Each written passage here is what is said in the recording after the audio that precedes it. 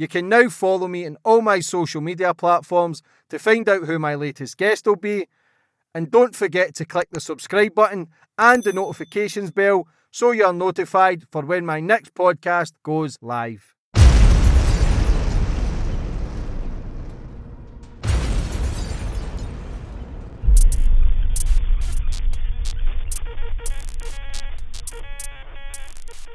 And boom, we're on. And today's guest, we've got Mike Campi. How are we, Mike? I'm good. Thanks for coming on the show. Thank you. FBI agent, very long career. You released the book, Mafia Takedown. You try to bring down, well, you did bring down a lot of people in the Genovese family. Some people say that's the biggest and strongest mafia family. Is that correct? Yeah, historically, when you look at the families going back to the origin, the Genovese family is considered the most sophisticated, discreet, secretive family. But treachery in all families. But the thing about the Genovese family, there's not many people became snitches. I didn't know that until I actually read that today.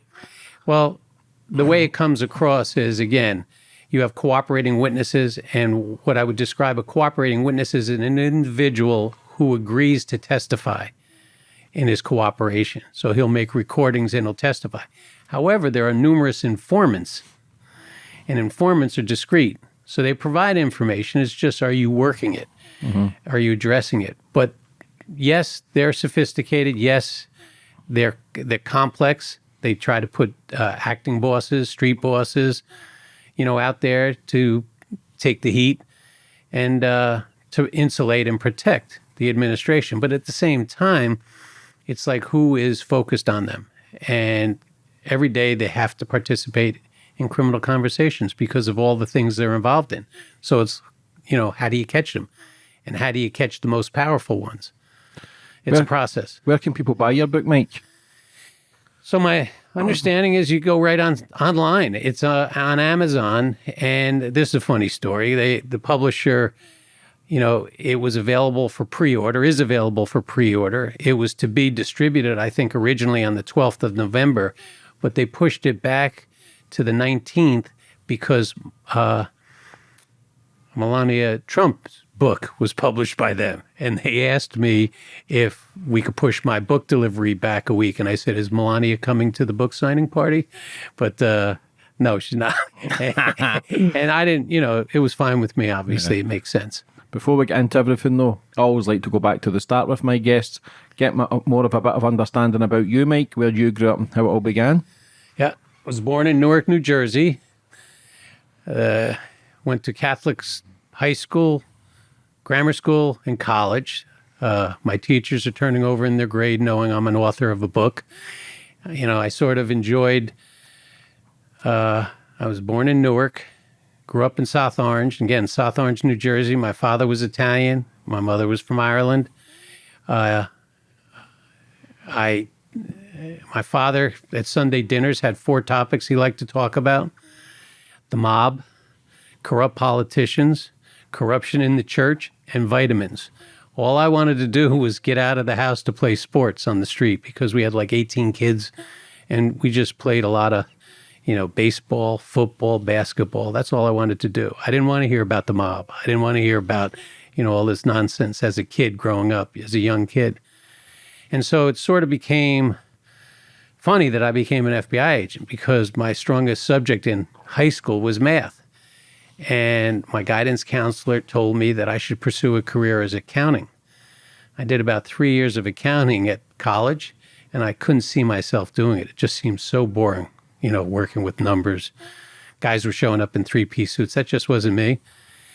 And I dropped accounting. And the accounting professors I had sort of laughed when I came in, saying, I knew this wasn't for you. And 2 of them, I was coaching their sons in wrestling at the high school as I was in college.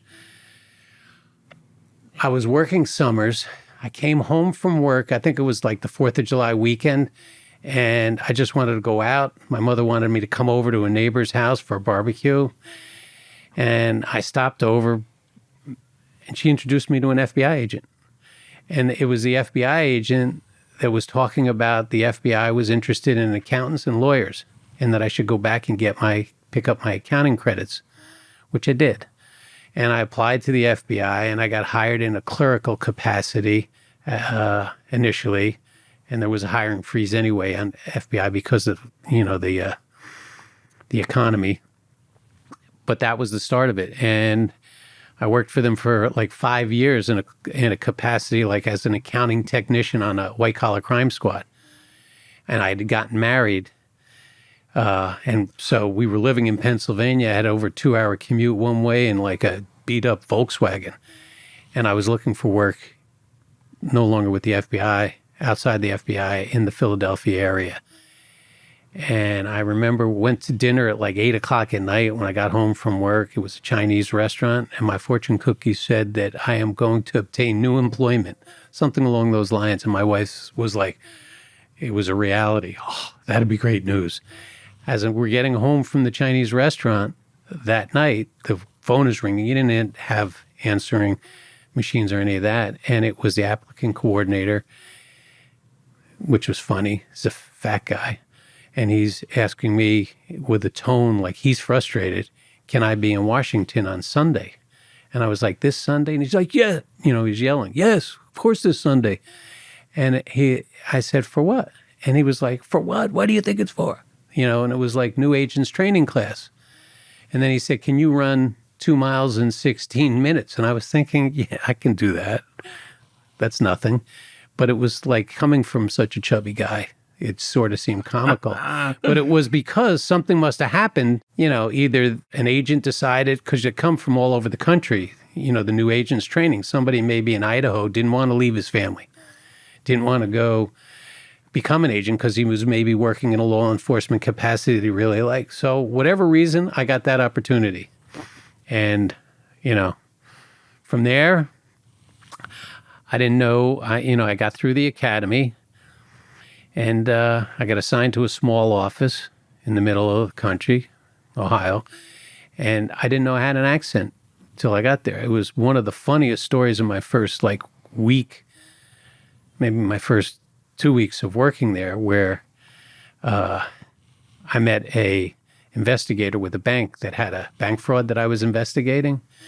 And this guy, had the tie down to here like it was 8 o'clock at night, cuffed sleeves. And he asked me, pulled out a bottle of Jack Daniels and asked me if I wanted a cup of coffee. And I just thought it was guys screwing with the new agent. And I said, no, I had my coffee. He said, I can't even imitate the pronunciation of my last name, but with a Kentucky accent. My Campi. Is that there one of them Italian names? And I said, yeah, Campi's Italian.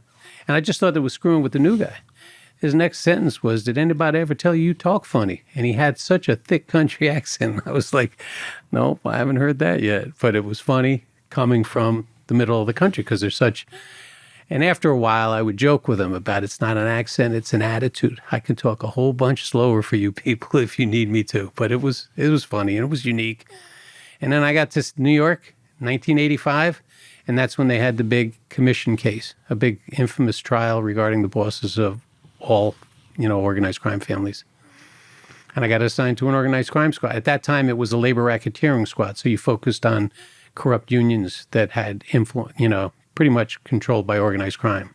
You're basically in the office at this time. See, when you're doing the accountancy, white collar stuff. Yeah, I did have all office jobs.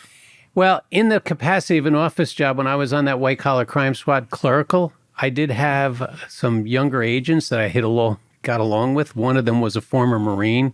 He really liked me, and I remember him taking me out with him when he was doing a consensual recording with a guy in a van. I also remember him asking he would like to get some kind of layout of this particular town's personnel so that he can identify guys that may have been involved in the schemes, the corrupt schemes. So I went in to the town hall as though I was a student doing a study and looking for a schematic. And it turned out, I don't want to say the name, but the person in this town, I went to school with his son. And so I changed my name when I was in there. But I said that I went to the school, and he was like, oh, my son went to that school. When did you graduate? I created a different year. And he gave me a whole layout of the inspection group that were part of this corruption investigation. So that those type of things, clerical was pretty much not that interesting, but I did that, and I enjoyed that. And then, you know, to me, the job as an FBI agent is extremely fascinating if you take advantage going out and actually working the street. And I don't understand. The thing I frustrates me is sometimes you get guys that it's like a socialism. You get paid the same to sit on your ass and do nothing as you do if you work. But I don't understand why somebody would join a law enforcement agency and not want to get involved in that type of work because of it's so interesting. And really, you're taking bad people off the street. So, I mean, my favorite movie every year, It's a Wonderful Life. I enjoy it because it's the type of thing, the impact you make on others. And I had a wild side at, you know, teenage years and younger years. I enjoyed sneaking into football games as a little kid because I didn't have the money to pay it, but I just wanted to play ball. I didn't want to watch the football game. I just wanted to play ball, but I enjoyed sneaking in with, you know, the police looking at you, trying to find you in the stands when we were off in a field behind the stands playing ball. And it was, you know, so I think the understanding of the guys on the street and the connection, it wasn't that complex for me to create informants and maximize information. So what is it then you had different? Because obviously being an accountant, being in the FBI, moving through the ranks, having 150 guys kind of under you, working for you, you must have had something special then. What was that ingredient? Well, I think it's the understanding of the life. How did you understand it if you weren't involved in it? Well, from investigating it, because part of my investigations, there are files that the FBI has. They're called control files, where information from informants, investigations get compiled. Say, for instance, the Genovese family have a control file. The Bonanno family have a separate control file. The Colombo family. So each family. So when we became focused on a family, I went back to the first volume of the control file to review the information all the way up to the present. And that's when I decided who I wanted to focus on investigating, who I thought were powerful people. And with death, so learning the history of that information historically was very helpful as a foundation. And then there's another section of the FBI called ELSHR, which is your electronic surveillance, where you can actually listen to conversations that were captured in recordings. Not all conversations may be sufficient to create enough evidence for somebody, but it definitely would give me a profile of the individual. And so that was, and then I'd operate my sources and informants. And so that process of them understanding you from, like if I ask a question, some of the things I would always say, if I got somebody to cooperate with me, the one thing you don't want to do is lie to me. Because if you lie to me, like for instance, the source in the book, Mike Durso, he pled guilty to murder. So I'm not going to put a liar on the stand. And so what happens is you pled guilty already to murder. They rip up that agreement and you get sentenced by the judge, you know, based on the fact that the murder, and you don't have the cooperation going forward. So I always remember when we first started this project with the book, him saying that was the most valuable advice I had ever given, that he ever heard, is never to lie, because of how counterproductive it is. And it was really a unique situation. And again, I didn't go into how we created this relationship, Durso, where the book was originally about, but 2 weeks into his cooperation, he got summoned, directed by this individual, Sammy Meatballs, to go to Sammy's son, Vinny Apparo's house upstate. It was like 1 a.m. And Durso called me. And I was like, you know, can you hold on? He said, I can't. I got to get there. I'm halfway there. So I wouldn't be able to get there on time because he was thinking, is there any chance they know I'm a rat, an informant? And I was like, not to my knowledge, but the circumstances could have existed. And it's in the book about why and how. And then I said, call me as soon as you get it. You know, if I don't hear from you in the next hour or so, I'm coming. And he called me like just before he was going in, calls me like 10 minutes later. And it was hilarious because they didn't think he was a rat. What they gave him was a bunch of weapons, silencers that were, they anticipated there being a search warrant on his house because of some document that was released to the mobsters from probably a corrupt or influential defense attorney, which indicated there may be a search warrant at this guy's house. So when we had the silencers and the weapons, that was an indication to Durso that he was all in now because of not only the recordings we made in the 2-week window, but the fact that he had the weapons against his mentor, who was like a father to him. And so, I mean, it really initially when he cooperated, we were looking to address in probably a 6-month window the individuals that shot him in the back of the head and killed his best friend, first cousin, in their social club in Brooklyn. Why? And he couldn't retaliate. So Durso got shot in the back of the head. And Durso was somebody who could bench over 400 pounds. He was being proposed for induction, actually coming up on the anniversary of his shooting, 30-year anniversary. It was November 30th, 1994. That was 30 years ago, coming at the end of this month. And he was being mentored, proposed for induction into the Genovese family by Sammy Meatballs and this Joe Zito. Joe Zito was somebody that was involved in this infamous trial, the Windows case, where Chin Gigante was subsequently convicted regarding that. So after he got shot in the head, he wanted to retaliate. And for the retaliation, he'd have to kill 5 guys. And at that time, there were a lot of people that already cooperated. So the impression was, hold off on it. Don't retaliate, because if you don't kill all 5, somebody may cooperate and it's going to cause more of an issue. And so there in the book, it addresses the fact that he had this other guy actually go in and shoot this one guy, Carmine Polito, right in the head, the far head of his pizzeria. But he too didn't die from that round.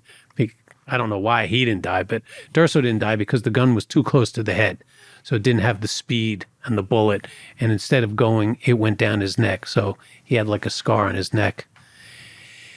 You go years later, Durso was making good money for the family. Very successful. Again, proposed to be inducted. There was a lot that went on between 94 and I guess around 98. And he had, if you can picture a gambling operation, he had bettors betting at this office. And these bettors always lost. Some of these bettors, huge, a lot of money.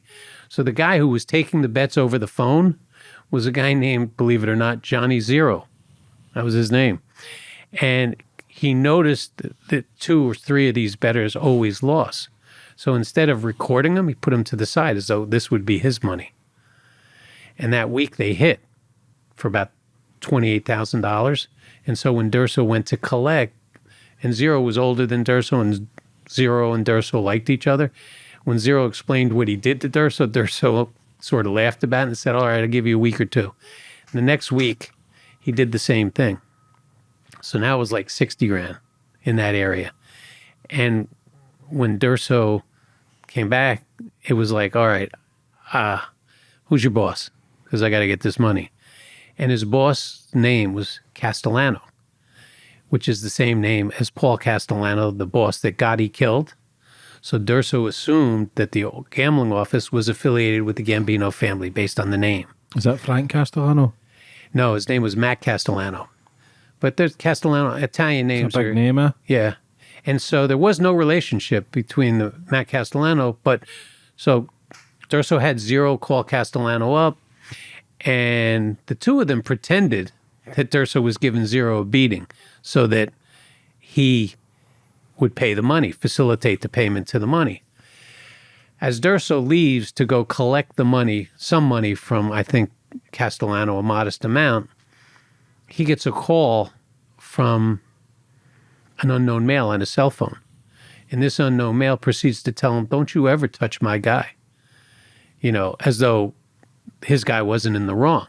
And Durso, being a hard-headed guy, and the way he's talking to him is in such a demeaning manner, like it's going to intimidate Durso, which doesn't intimidate him.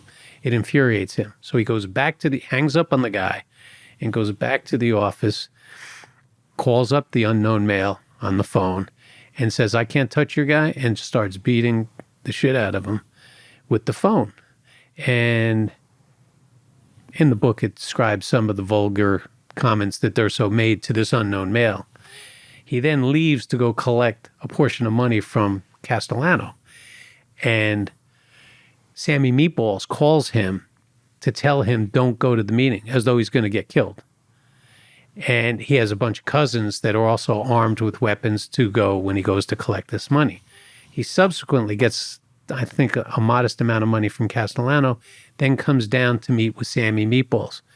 Sammy Meatballs was met by this guy, Alan Longo.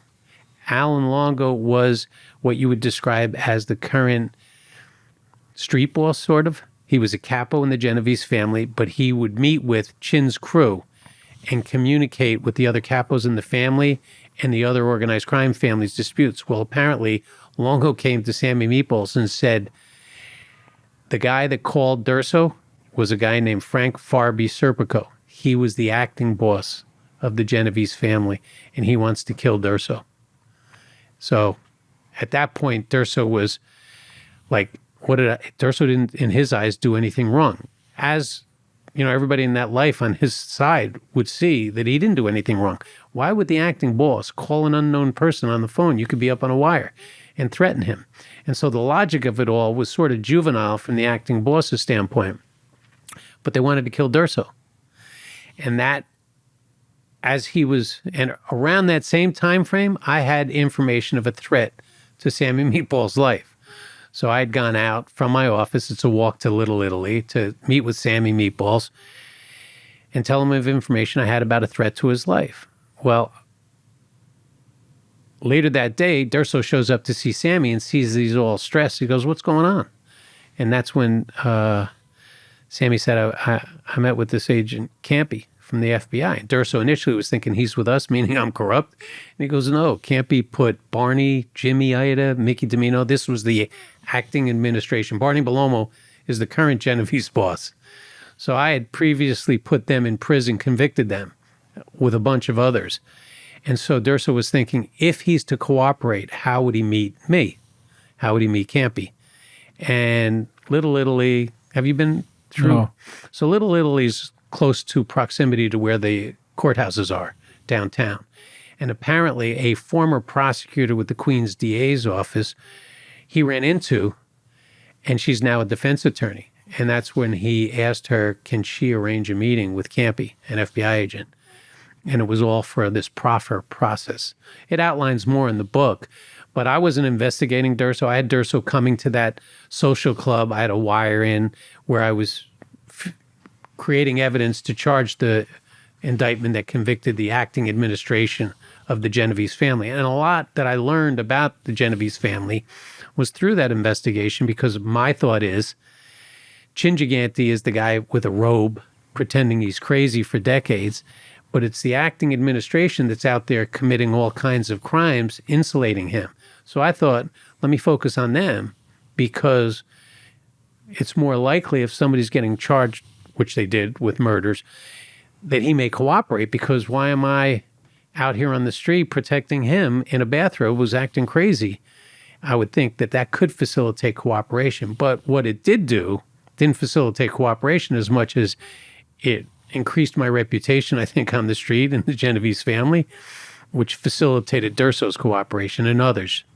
So, I mean, it's a long story, but it's... What was your techniques to get these people to become informants? Did you have a certain plan, or did you have to learn certain techniques to get, like manipulation, to get people to believe what you were offering? Like, how does it all work? How did you end up? In my eyes, when I'm investigating somebody, so for instance, when I'm focused on a target, I see him meet with an unknown male.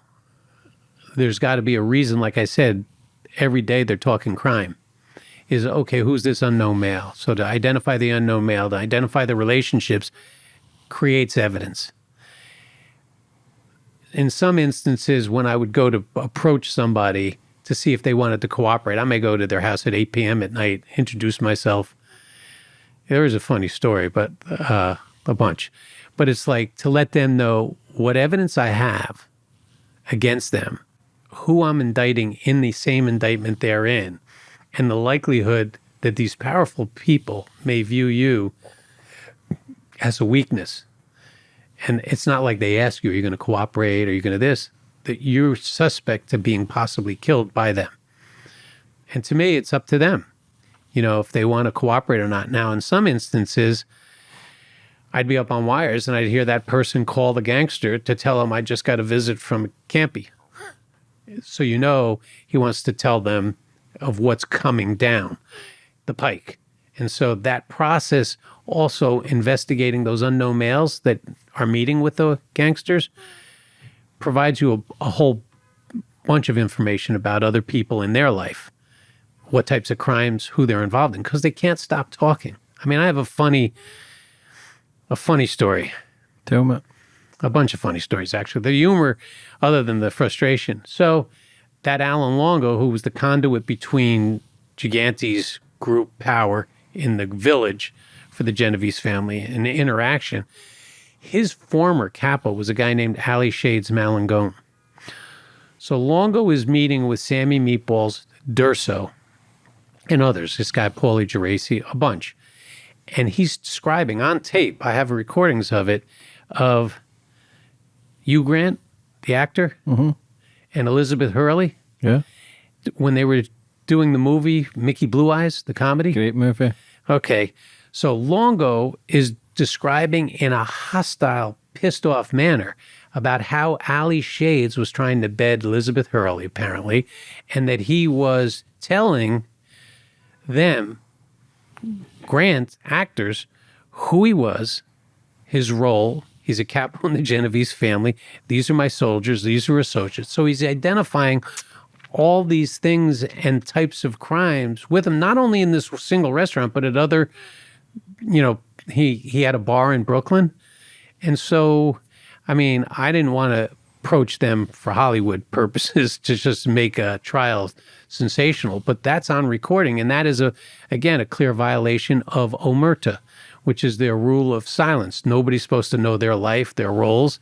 But they were talking in a furious manner about how Ali Shades was not only identifying himself as a powerful figure in the Genovese family, but the other things on to actors and actresses. And so it's comical, but that type of detail shows the hypocrisy. And a big part of my book is to demonstrate the hypocrisy of the organized crime life and how Hollywood has sensationalized it with the movie The Godfather and other movies. Yeah, when in reality, the recordings and the informants and the stuff that I see shows how treacherous it is. Because, for instance, if you got 5 or 6 good friends in your life that you can really trust with your life, you're lucky. But when you're joining an organization that has, say, anywhere from 100 to 400 made members, criminals, who have egos, who are sensitive, don't take jokes like you think they do. And then each one of those made members have at least 10 to 15 associates. So there's thousands of associates. And I do get a kick out of the sense of humor sometimes that they all have. But for instance, the treachery and the hypocrisy, how your blood family comes second to your criminal family. I mean, the logic of that is so juvenile to me. And that's what I portray to them, because the people that are in the life the longest, and I've recorded them, know it's such a fallacy. And they keep saying it's not what it used to be. But in my eyes, when I look back on it, back to the days of Lucky Luciano, it's been the same. It's egos. And you have it in corporate world. And you have it in the FBI. You have people that have egos, but they don't kill you. They fire you or they keep you down. In the organized crime world, they're very sensitive sometimes when somebody jokes, and a lot are small. Like I think Sammy the Bull came up to my chin. I mean, it's not going to be a fist fight. It's going to be a shooting in the head, left for dead, or a body disappears. And so that aspect of it, I think, guys who understand it, who have been screwed in the past, realize it. And so for me, having credibility with them when I speak with them, is an asset. I think that's your intelligence as well that sees it as some sort of circus or some comedy show when you start breaking it down, because it's the... And so, listen, some of them are... It's the lack of intelligence. Now, you talk about these so-called gangsters who then become weak, who then cry and give names, and listen, they can go and kill someone without a blink of an eye, but yet it's not having any compassion. It's not having... There's something missing from these people. Did you see the lack of everything that was missing for you to then manipulate it to your own advantage and then get them into grasp of your hands? It's not. It's like a lot of times I could put myself in their position. So, for instance, I didn't know Campi, that my name was originally Campigiorno. Durso used to tease me all the time. I didn't know it until I applied to the FBI, because they couldn't, when they do a background check, they couldn't confirm the existence of some of my father's brothers. And I thought he just gave me the wrong date of birth. And I sort of jokingly talk about this in the book. It was like, gets on the phone with my aunt and says, how does Salvador spell his name? And I'm like, I know how to spell Salvador. And that's when they spelled out Campigiorno, which I couldn't. I look at my older brother like, so our name was Campigiorno. So my friends who were Italian, we joke with the friends who were Irish about their grandparents not understanding broken Italian, you know. But that process of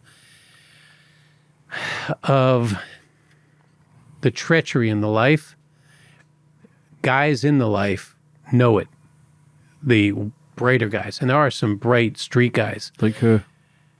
Well, I don't want to compliment them in this capacity, but there's an aspect of, and I know who they are, and then there's some loyal guys. So, for instance, I have total empathy. I believe there's a lot of loyal guys in there who would die for them and kill for them. There's many, but intelligence, there is some bosses, and for me, intelligence is raising a family and doing the right thing. That's the key.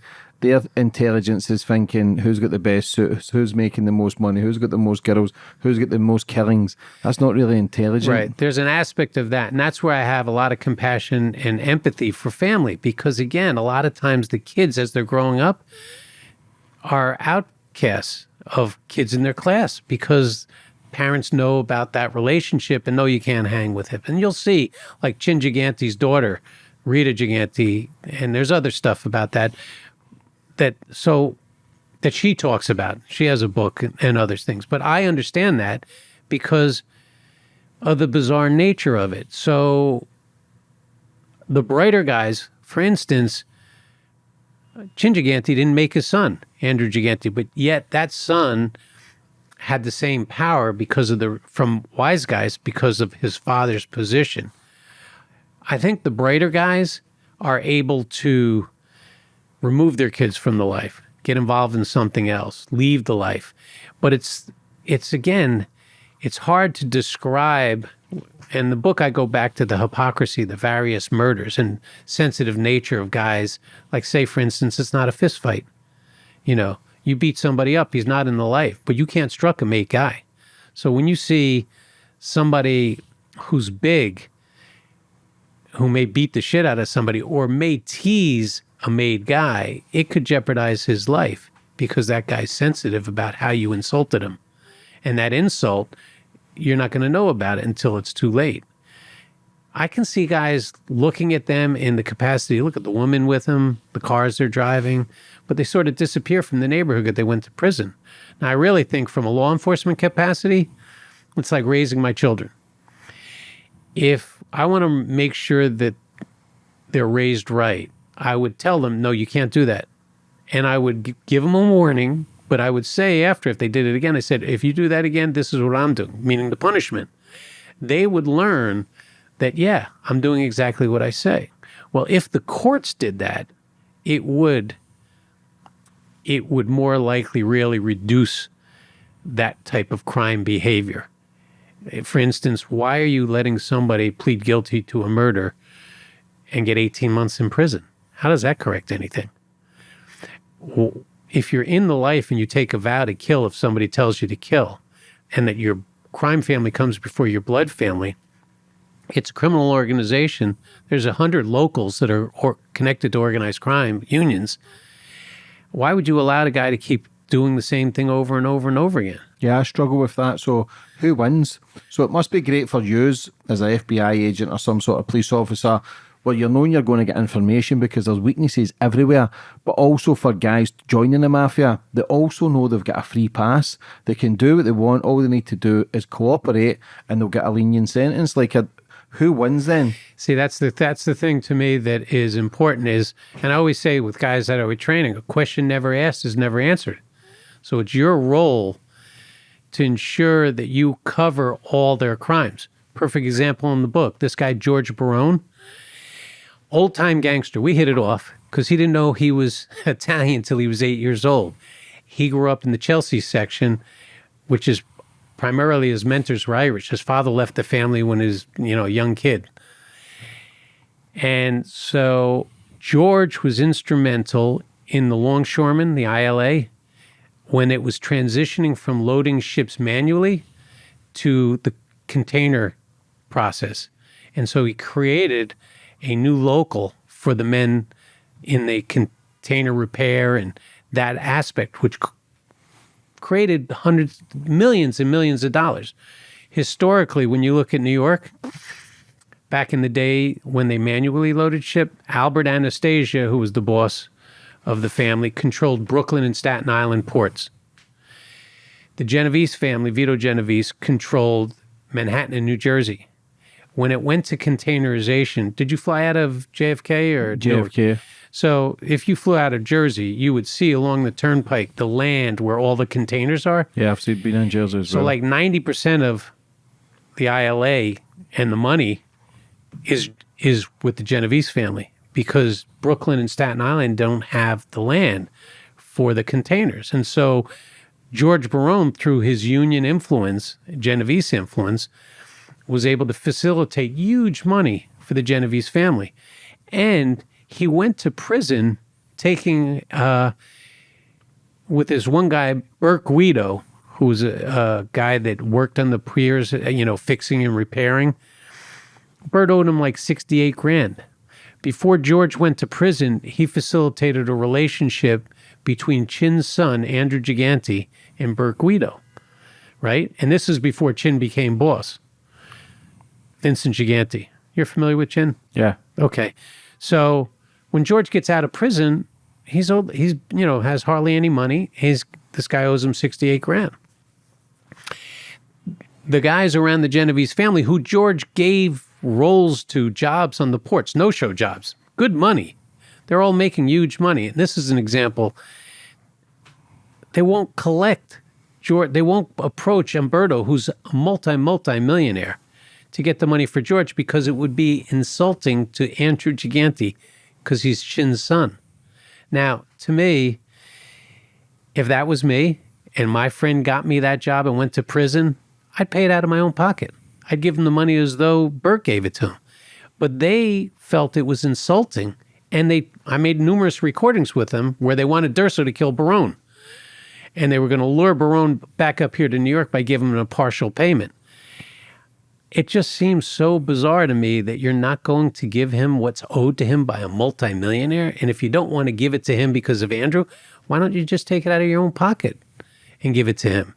I mean, there's a perfect example that the crime family didn't come before the blood family because Gigante's not a made guy. And yet, that facilitated George Barone's cooperation. And as a result, I mean, George was, he pled guilty to extortion because of the proceeds of doing things to get his money.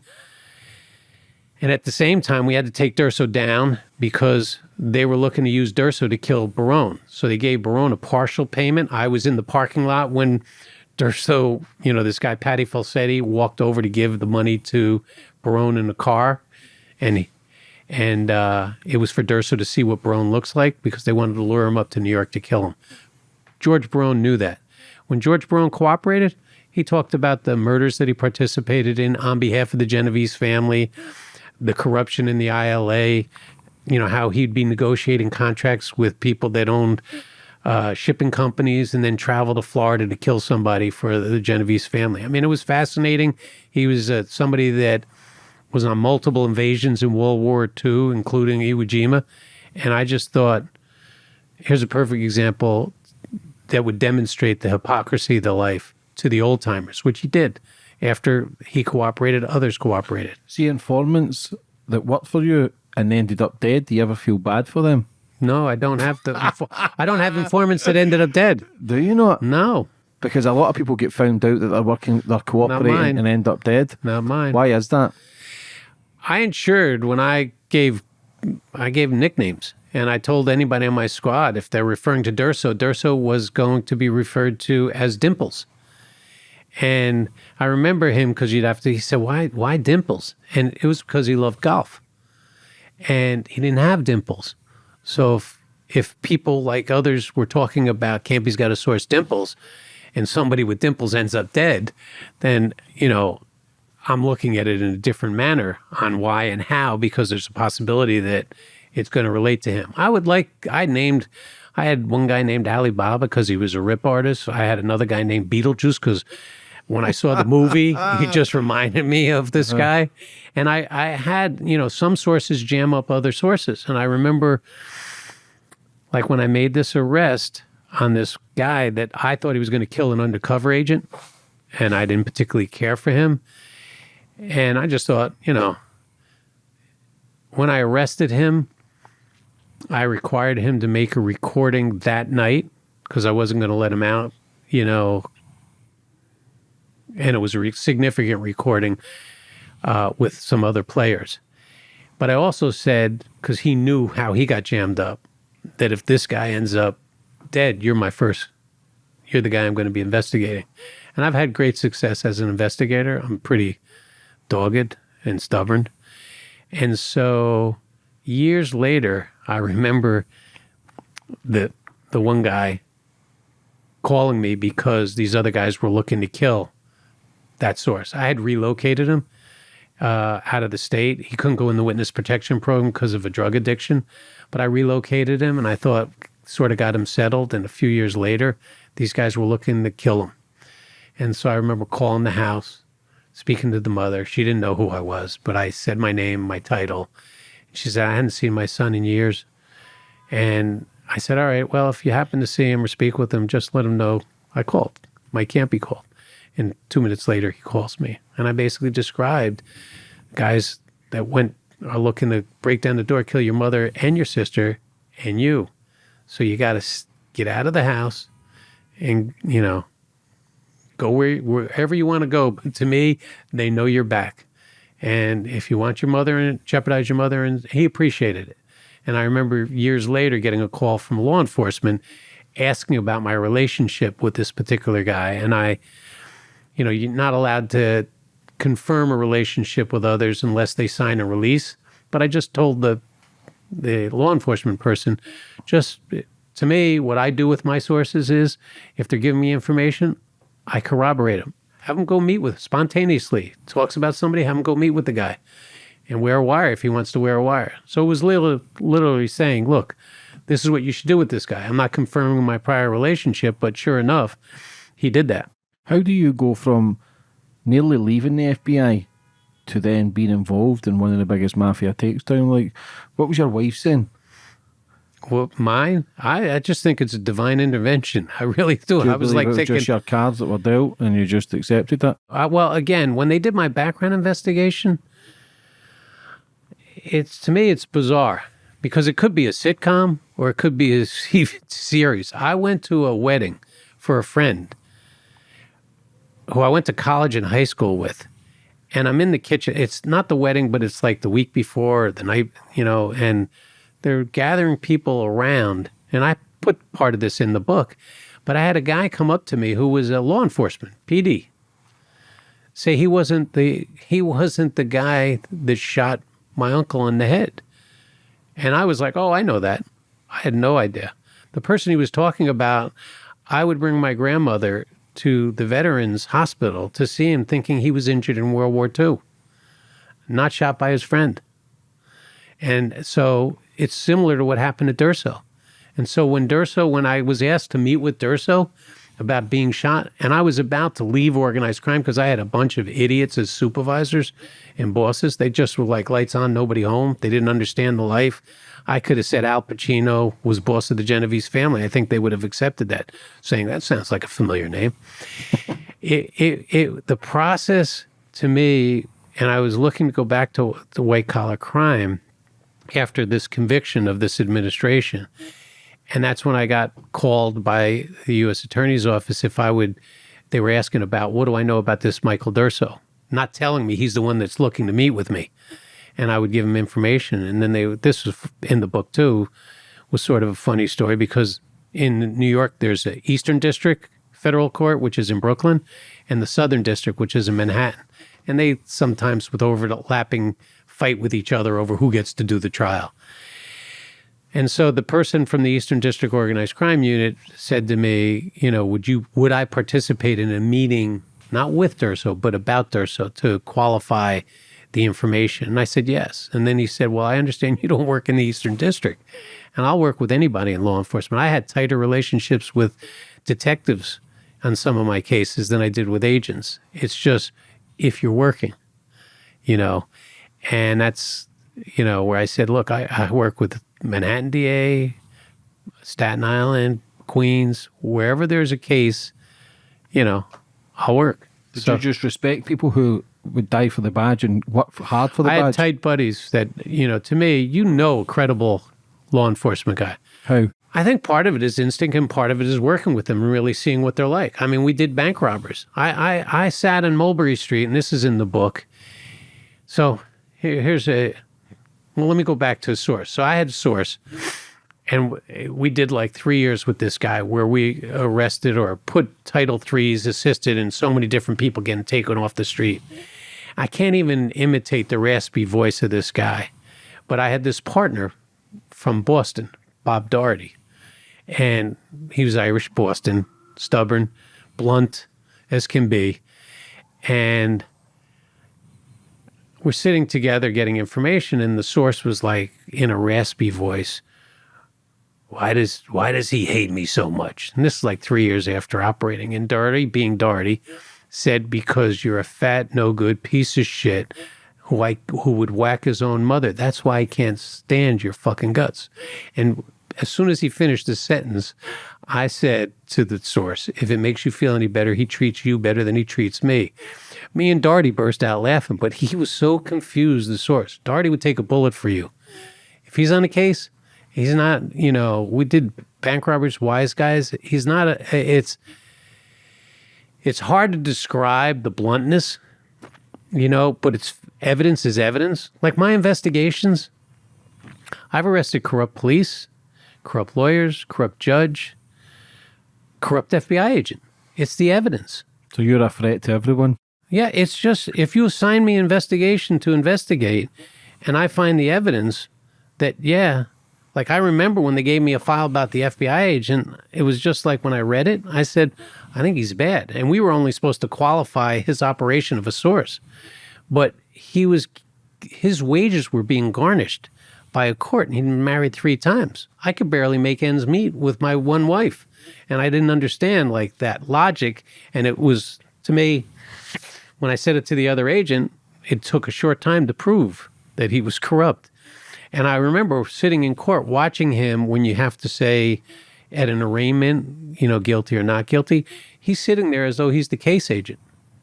Then it wasn't until he stood up where his whole body, you could see, and he said not guilty, that he realized that he's going to jail. And he went to jail. And, it's not personal. Like with wise guys, I would say that. Like I had one wise guy. This is another funny story. I think I arrested him 3 times. And I went to prison because I had information of a threat to his life because they thought he was going to cooperate because it was 3 times it was me. And in the lockup, they bring him up to the door and he sees me and he goes, why do you hate me? And I was like, why do you think I hate me? He goes, you arrested me 3 fucking times. I go, well, 1, it's because you're next to the guy I'm investigating. 2, it's because you suck at what you do. I said, I'm not arresting you.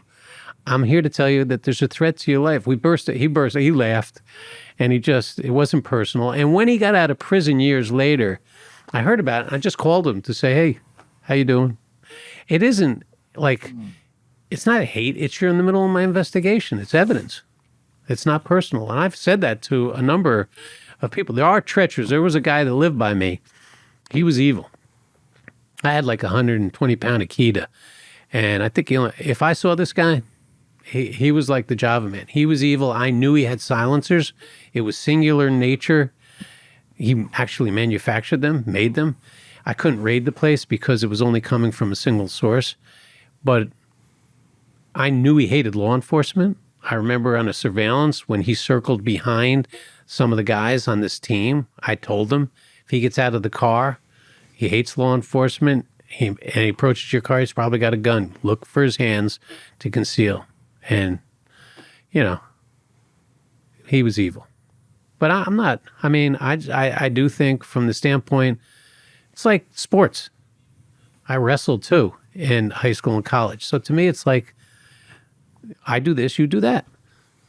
And the respect, I have a respect for certain. So for instance, when Italians first came to the country and were abused, because of the ethnicity, because Irish came first and a lot were law. Was it a lot of racism? Kind of. In that initially, yeah. And so that concept of guys who were working hard, and saw the abuse, I can understand them never wanting to cooperate because of their parents, the abuse in that regard. I could understand that. There was a guy, Nicky DeBlanc Fristacci, old-time gangster.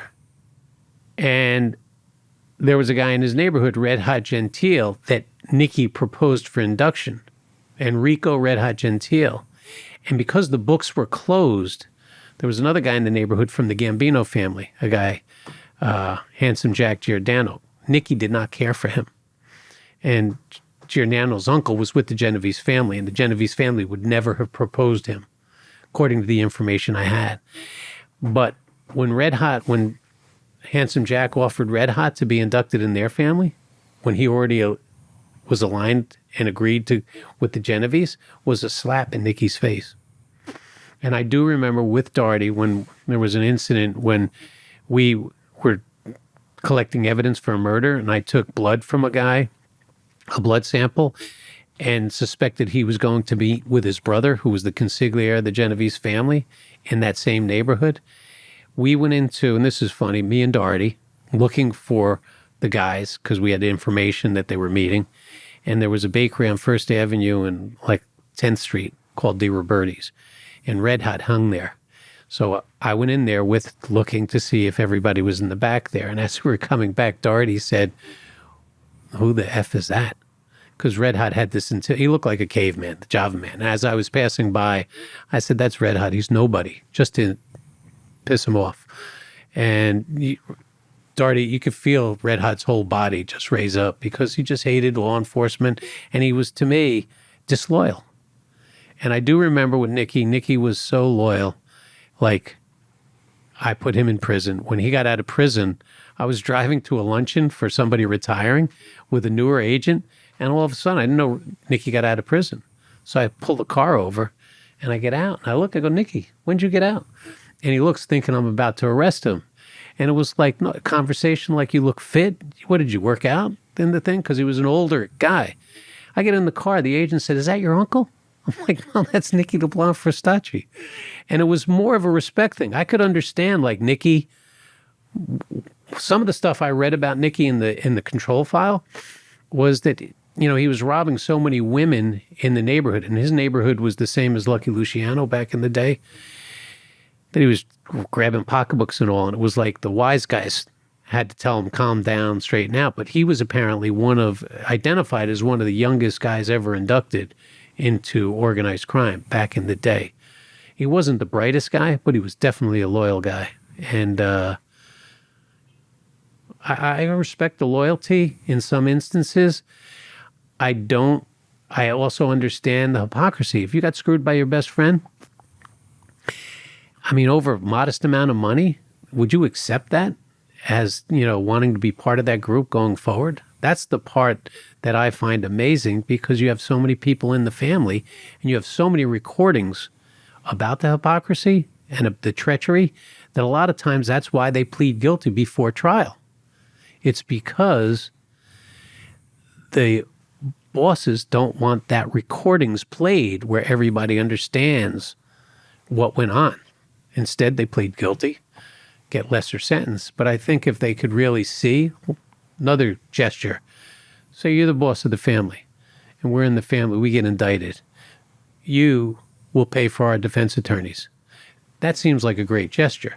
But the reality is the defense attorney is telling you what we're doing to protect. So, for instance, if you give me the money to pay the attorney and I short the attorney, you learn that I screwed the attorney and screwed you out of some money.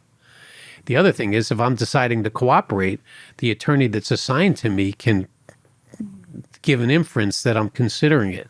You know, there's a lot that goes on there that's sort of the treachery of it all. And it seems more like a brotherhood. But the longer you're in the life, the more you've witnessed what actually occurred.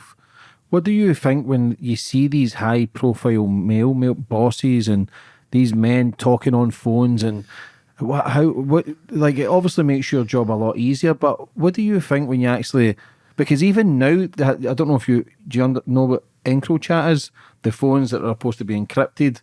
Everyone in the UK was using them. They were sending pictures of guns and drugs and they were just speaking, thinking these are all encrypted, they'll all end up in prison, but it must make your job easier. But what do you actually think? Like, why is these bosses and made men speaking on phones in restaurants that are clearly going to be bugged? Like, I couldn't. In some instances, they try to make it cryptic. Like, say that thing. Well, it's our job to find out what are they talking about that thing. But that aspect of creating informants and everything, it's like when you have those conversations, you're jeopardizing the person that you spoke with to either fall on that grenade and go to prison, cooperate as a source, or cooperate as a cooperating witness. So, yes, they're involved in so many types of crimes that every day they're busy. So even though they think it's cryptic over the phone, it's still information that leads one to believe, okay, well, what's this about? And who are the weak links in that group? Because there's always going to be weak links. And if not weak links, there's going to be somebody that was screwed and says, you know what, I'm done with this. And going back to like Lucky Luciano, those time frames, it's like, you know, everybody's thinking the glory. In my book, I sort of set out what evolved. When you look at it, you had the Depression, where people were living in poverty. You had that followed by Prohibition, which was one of the stupidest things in the world. When you think of how many people came to this country from England, Ireland, Germany, you're telling them they can't drink now? I mean, really? They made huge money for the families. You went to World War II, and that was, you know, caused a lot. Now, again, Lucky Luciano, after they had the Castle Maurice War that you're familiar with, when that got settled, it was only a few years later that he got convicted of operating these prostitution rings. And really, something I found fascinating about back then is one of the prosecutors was a Eunice Carter. So when you're talking about DEI now, she was an African-American female in the 30s. The prosecutor was part of the prosecution team of Lucky Luciano. And I don't think a lot of people know that about her, how unique that was. And she was the one that facilitated, I would imagine, the debriefing and witnesses who were the prostitutes to testify openly in court that basically sent him to jail for a 30 to 50 year sentence. During World War II, you had the Navy coordinating with the mob because of the unions and the ILA and the seafarers, the fishermen and others, to identify German subs and everything off. Well, according to their life and their rules, and again, the Navy has Navy investigative, also a law enforcement agency. You're not supposed to cooperate with law enforcement on any capacity. That's a violation of their rules. And yet what they were doing was facilitating this cooperation where people were getting arrested, communists and all things in the country, that released Luciano to Italy, deported him. And so again, World War II ends, and there's a lot I go through in the book, but Vito Genovese, when Luciano was in prison, was the acting boss. Like a year or two later, Vito was being investigated for murder, so he fled to Italy. The acting boss became Frank Costello as the acting boss. After World War II ended, and again, Vito's over there with Mussolini and, doing the backstabbing over there, facilitating interpretation in Italian to English. They realize he's wanted for a murder. He gets brought back. The witnesses on the murder end up dead. He gets released. Now you have two guys, Frank Costello and Vito Genovese, who were both acting boss. They now are jealous of each other. And when you think about the years, and that's in the book, about George Barone describes what actually happened with Frank Hamlet Anastasia's murder and Frank Costello's shooting. And it was because they were conspiring to kill Vito Genovese. And the details of that are in the book, and Chin was assigned to kill Costello. And again, he missed. Grazing headshot, which I don't know why he just didn't go up and just end it. But that said, Costello corroborated the meeting and conspiracy to kill Vito. And then it was just a few weeks later killing Albert Anastasia. But that never has come out clearly. And George Barone had those details because Barone was with Vito Genovese at that time. And so as far as his cooperation, that was one of the more sensational things that he provided, in addition to, like, Frank Sinatra. He was supposed to kill Frank Sinatra. But why? Because Sinatra is a Genovese associate. So as a Genovese associate, and again, when you look at, there's a bunch of things connecting his association, like Willie Moretti was a powerful, I think, a cousin of Frank Costello. Who was Bugsy Siegel with? Bugsy Siegel was killed I believe, in California, but he had a big part to do with Meyer Lansky. He was a buddy of Meyer Lansky, and he was involved. Again, when you think of the money that the casinos were going to generate, but how long they took to construct and get going. I mean, Bugsy was in Vegas, California, when the families, Chicago, New York, and others, it's just... Did you ever respect any of these men? Did me? Yeah. Some, but the respect is more of an empathy from the standpoint of understanding, like, if my father wanted to bring me into the life, I could see joining it. Especially when his brother got shot, being like livid about a family member getting shot by a friend. I could see that in that aspect. But as you go along with it, that's where, to me, my understanding of it is I have more empathy. It's not disrespect. It's more of an empathy for some of them are just not the brightest guys. And so they can work in a capacity of getting a job and living a life. Others that are brighter, and again, the treachery comes around as you're longer in the life. So I've made recordings with the older guys that say this life isn't, like some of them were trying to discourage Durso from the life, saying you don't need to be made, trust me, you're better off. And that's the group that's in power now today, Barney's people. And they were the ones saying, this life is treacherous. It's just... Were you ever fearful of anyone? No.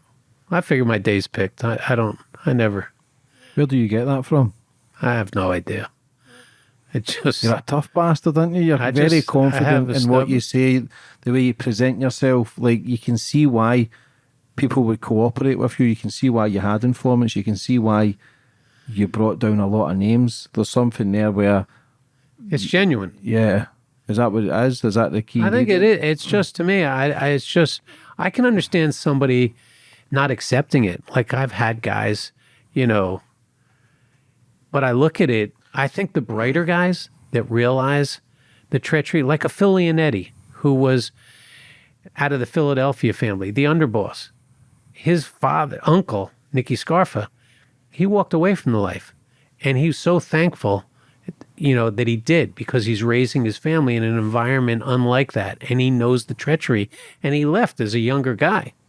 I mean, I think he was in his late 30s or 40s when he walked away from it as an underboss. But it must be difficult to walk away from a life of power when you're getting money, attention, the women. Like, it is difficult. Looking from the outside now, we know that's a fucked up life because you're either dead or in prison. There's no loyalty. A martyr doesn't even exist. Like, they're selling drugs, they're doing bad things, they're turning on each other. So it is laughable to see, how can they not see that? But when you're raised in that environment, when you're being programmed, because I had Larry Maz on, and he was talking about the Grim Reaper. He says he's got like 50 to 200 kills, and he was working with the FBI, and Larry didn't know this. Larry was best friends, kind of took him under his wing, Larry, Scarpa, and it found out that, and it kind of broke him. It kind of broke him to find out how can this known madman who's done all sorts of killings be working with the FBI. He couldn't understand it, and that loyalty broke. Larry's proper. Yeah, Larry's a fucking nutcase as well, but.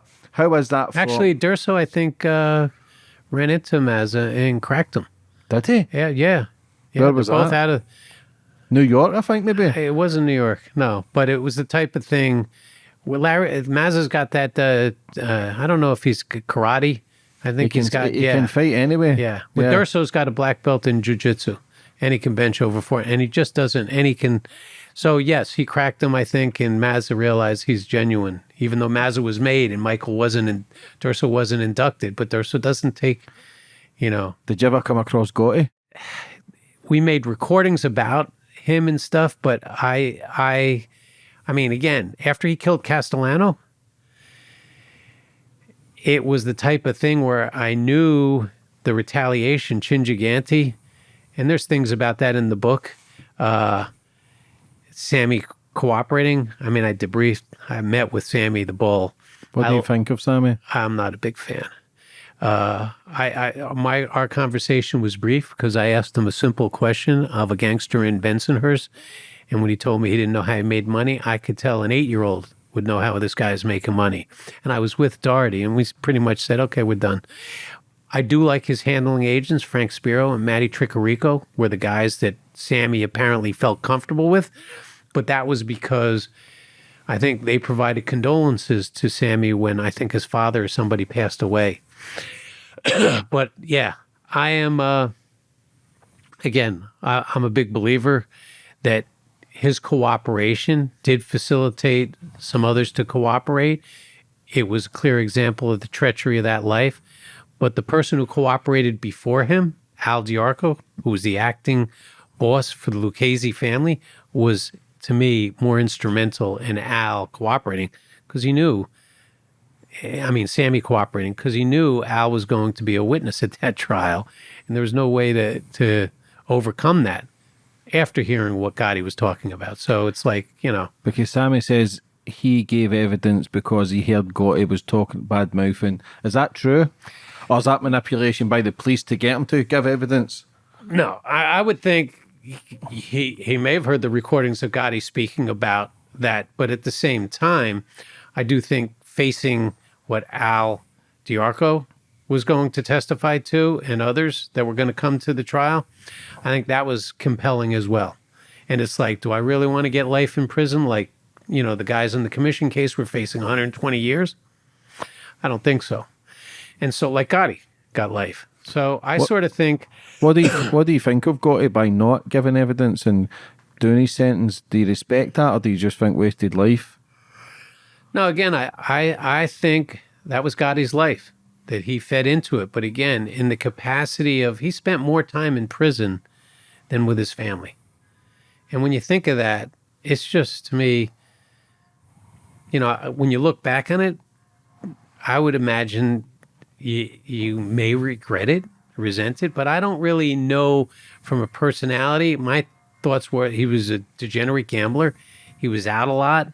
So I don't know what relationship overseeing the kids.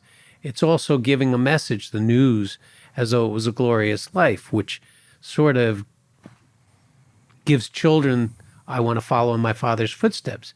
At the same time, I know people that say John Jr., that impression, you're a tough guy, but other guys who've had fistfights with him, it's like, what's the upside of it?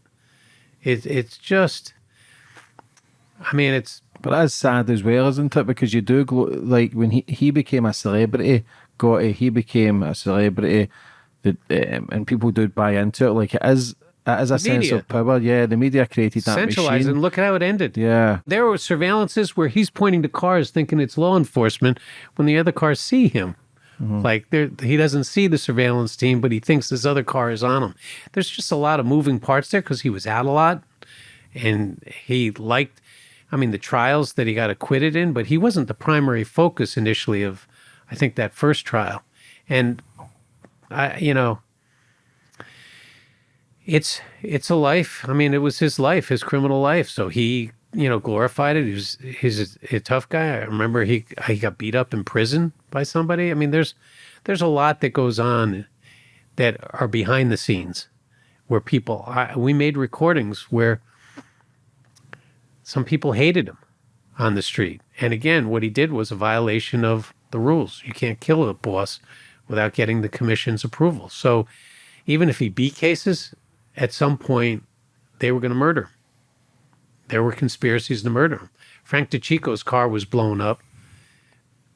I talk about that in the book and why and how that evolved. Bobby Manna, who was the consigliere of the Genovese family, he got convicted. I don't know if he's still alive, but he's in prison as a result of the conspiracy to murder Gotti. Chin wanted Gotti dead. There's a lot there. And there's a lot of people. I made recordings with Durso where they said he killed this life because of how he conducted himself. But again, that's just another example to me of when I look at things as they evolved over the years and the murders that I cite in the book, I sort of cite the hypocrisy of the life. I mean, not only with Frank Costello wanting to kill Vito so that Frank could become the official boss, Albert and Anastasia was the underboss of the Mangano family back in the day. Well, Vinny Mangano, who was the boss, turned up missing. And the same day that he turned up missing, his brother Phil, who was a consigliere, was shot and killed. Who became boss? Albert. I mean, that was in 57, and it was shortly after that, shortly after Albert Anastasia was killed, we had the Appalachian meeting in upstate where you had members of multiple families all over the country identified at this meeting, which was to facilitate and explain the murder of Albert Anastasia and the shooting of Frank Costello, with the new boss being Carlo Gambino. And that got raided by the state police. So there's a lot. Then shortly after that, you had Crazy Joe Gallo. You familiar with him? Yeah. So Crazy Joe Gallo kidnaps, his boss is Joe Pravacci. He kidnaps Frank Pravacci, Joe's brother, and Joe Magliocco, who's the underboss of the family at that time, and some other people for ransom money. That's like, how do you do that? You're in that same family. And it was, possibly because Joe was on the murder of Albert Anastasia, he thought he was deserved money or whatever, and more recognition. At the end of the day, he went to prison. While Joe Gallo went to prison, not on that, on another matter. Joe Pravacci dies. Joe Magliocco becomes the boss of that family. He then conspires with Joe Bonanno to whack Carlo Gambino and Tommy Lucchese. I mean, these are all outlined in the book. It's just a constant treachery where they're not following the rules. Everybody wants to be in power. And this is just at the top level, not the underlings, where there's more murders that may not, be as clear. What do you think of Michael Franzese? So I've spoken with Michael a number of times. I do believe that he's somewhat closed-mouthed because he can. I have one of my supervisors, when I spoke with him, was in the photo arresting Michael Franzese. So there's a lot there. I do think he's found God. He's got an aspect where he's sort of walking between the raindrops as far as telling the story about the hypocrisy of the life, but at the same time not getting specifics with things he may know.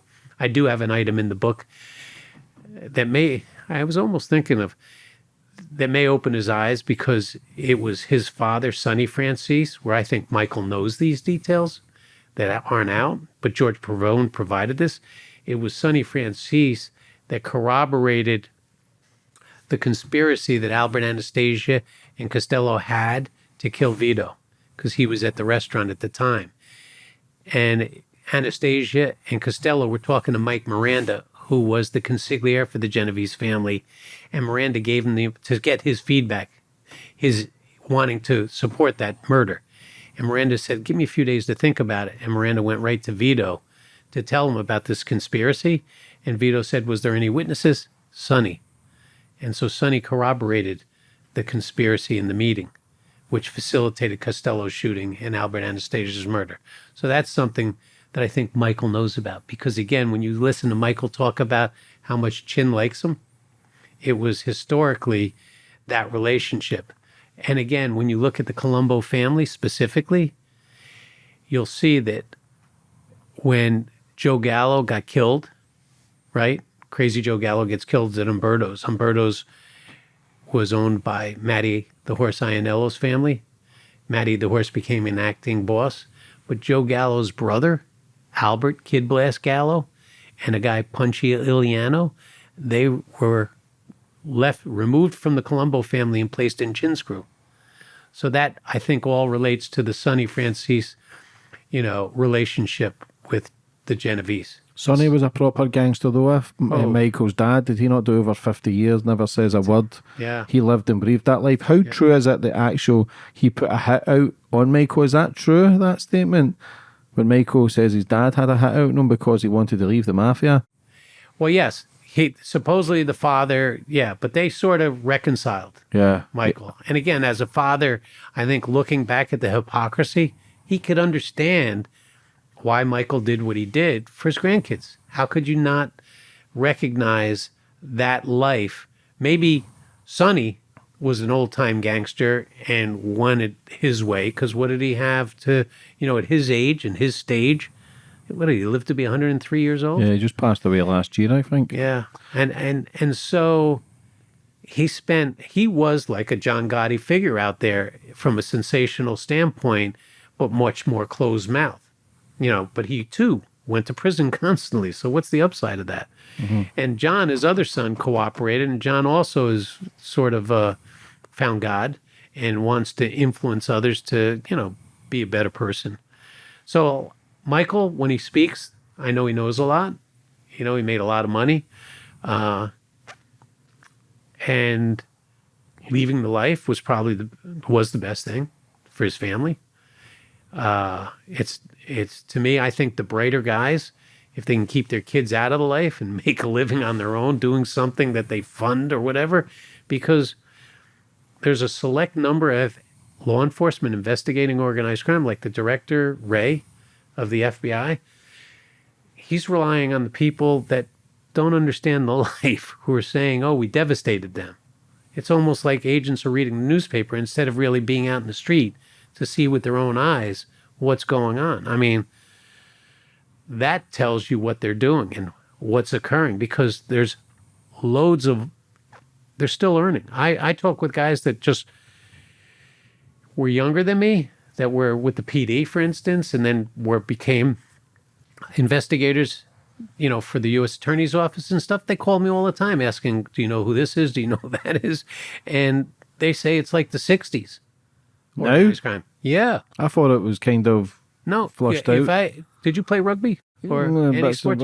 Football, basketball? soccer. So think about, when I compare sports analogy a lot, you say, take your quarterback or your football team gets injured. Do you play a man down? 10 against 11? No. You put a guy in that's not as good. That's what they do when you take a guy out. You take somebody down. They're replacing the person who is the associate connected to generating money. How many did you take down? I don't know. Loads. Did you see it? Did you think you were getting somewhere, or did you just see it as a revolving door, like you said there? There's just someone to replace them. I know at the highest level they're going to replace the boss, the acting boss, with another guy.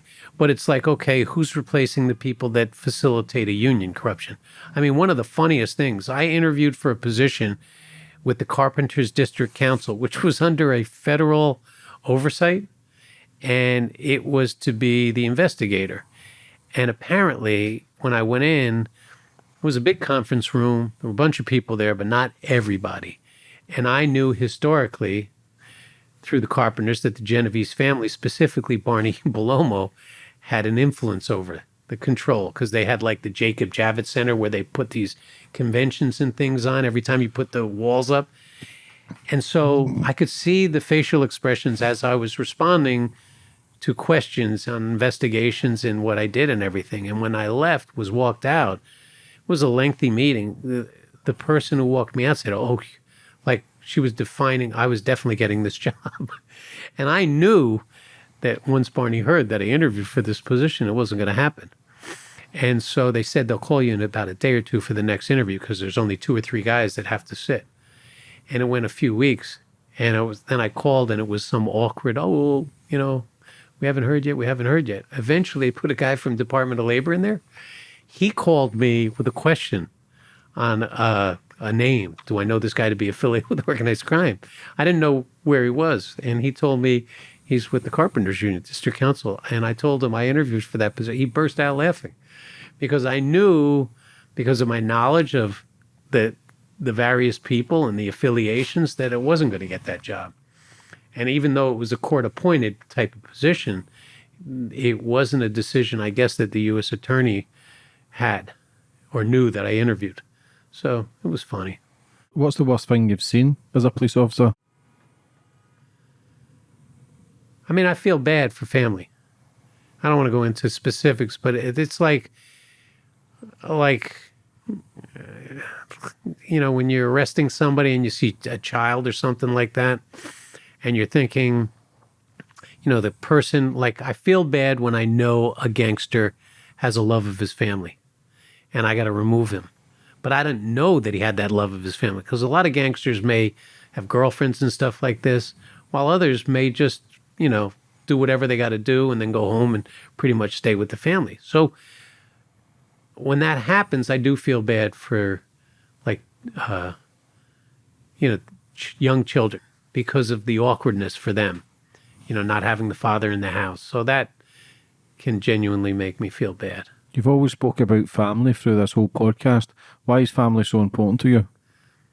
It just is. It's the most important thing. I mean, I'm a grandfather now, so I love, the interaction with the kids, because the influence you have on raising them. So I don't know. I mean, I'm proud of my children, of what they turned out to be. Some of them have a stubborn streak that I have.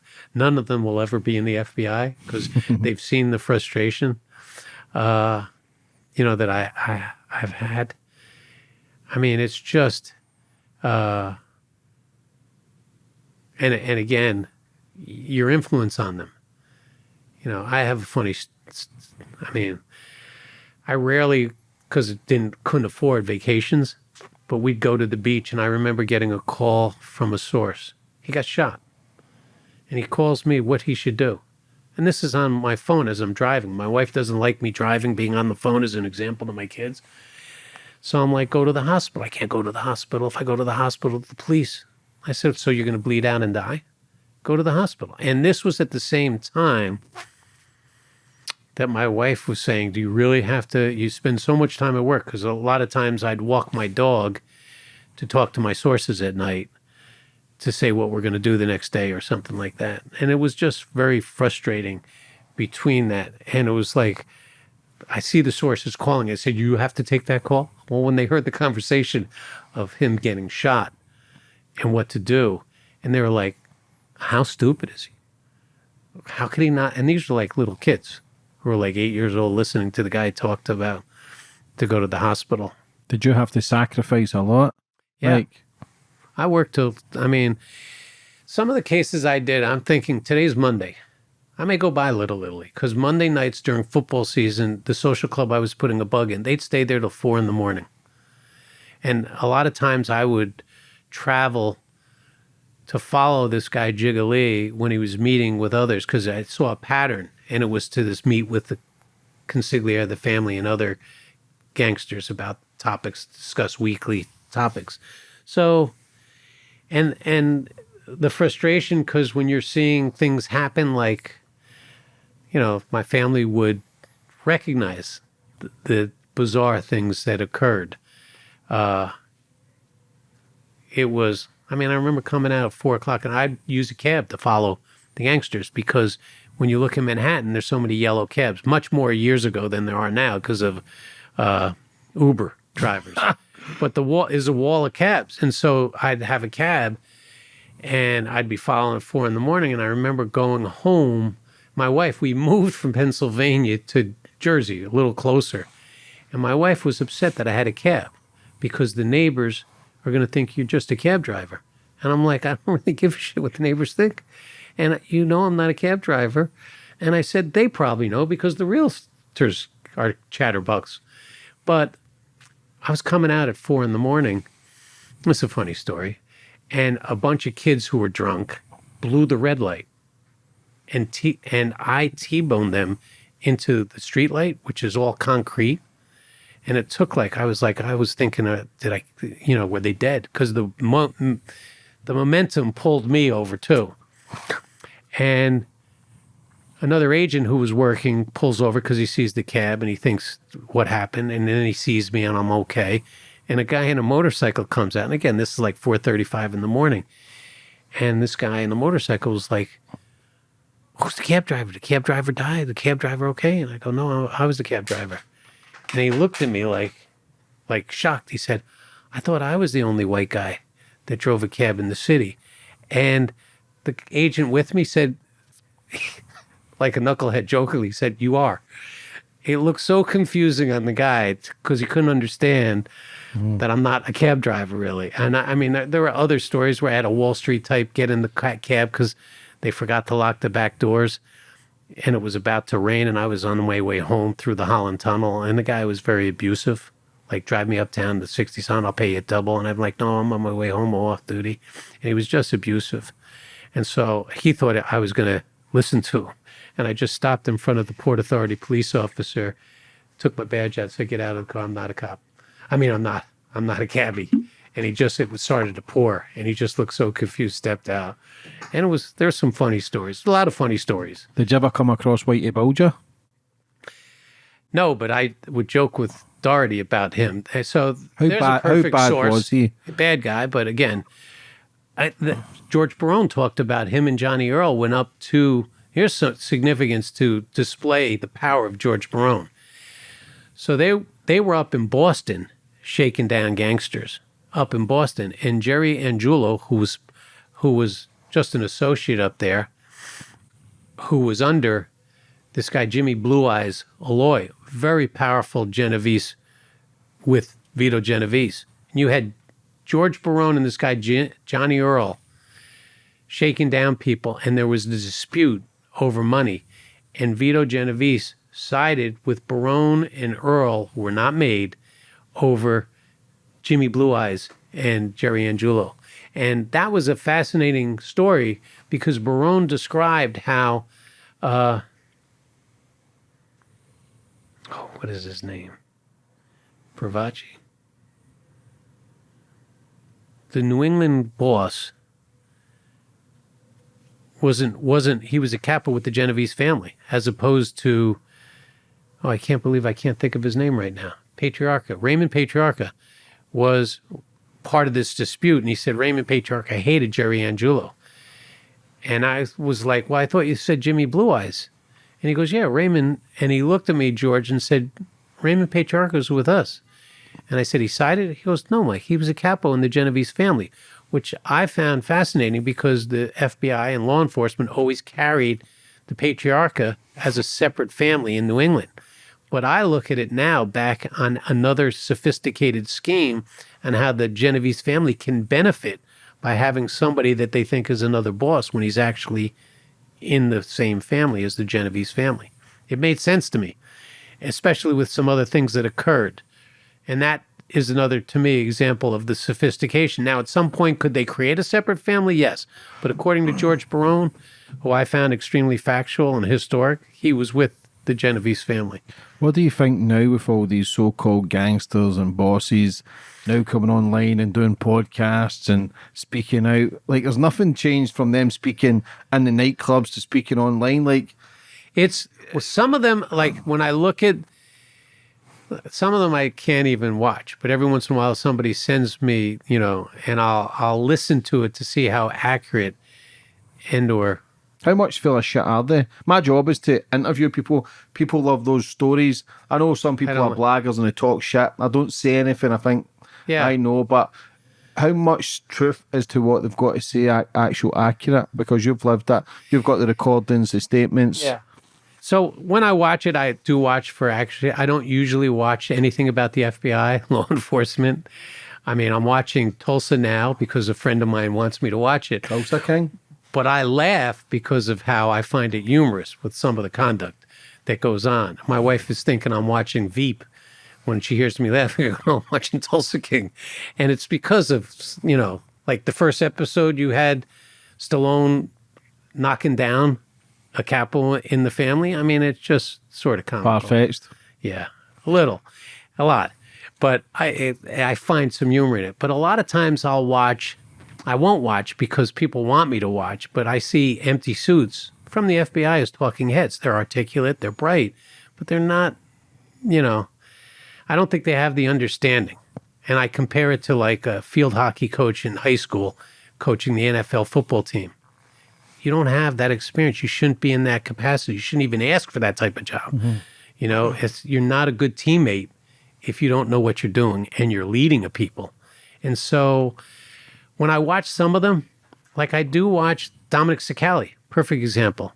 He's a guy that's on. He was good friends with Vinny Basciano, and I was sort of involved in that, which is in the book, because again, the way that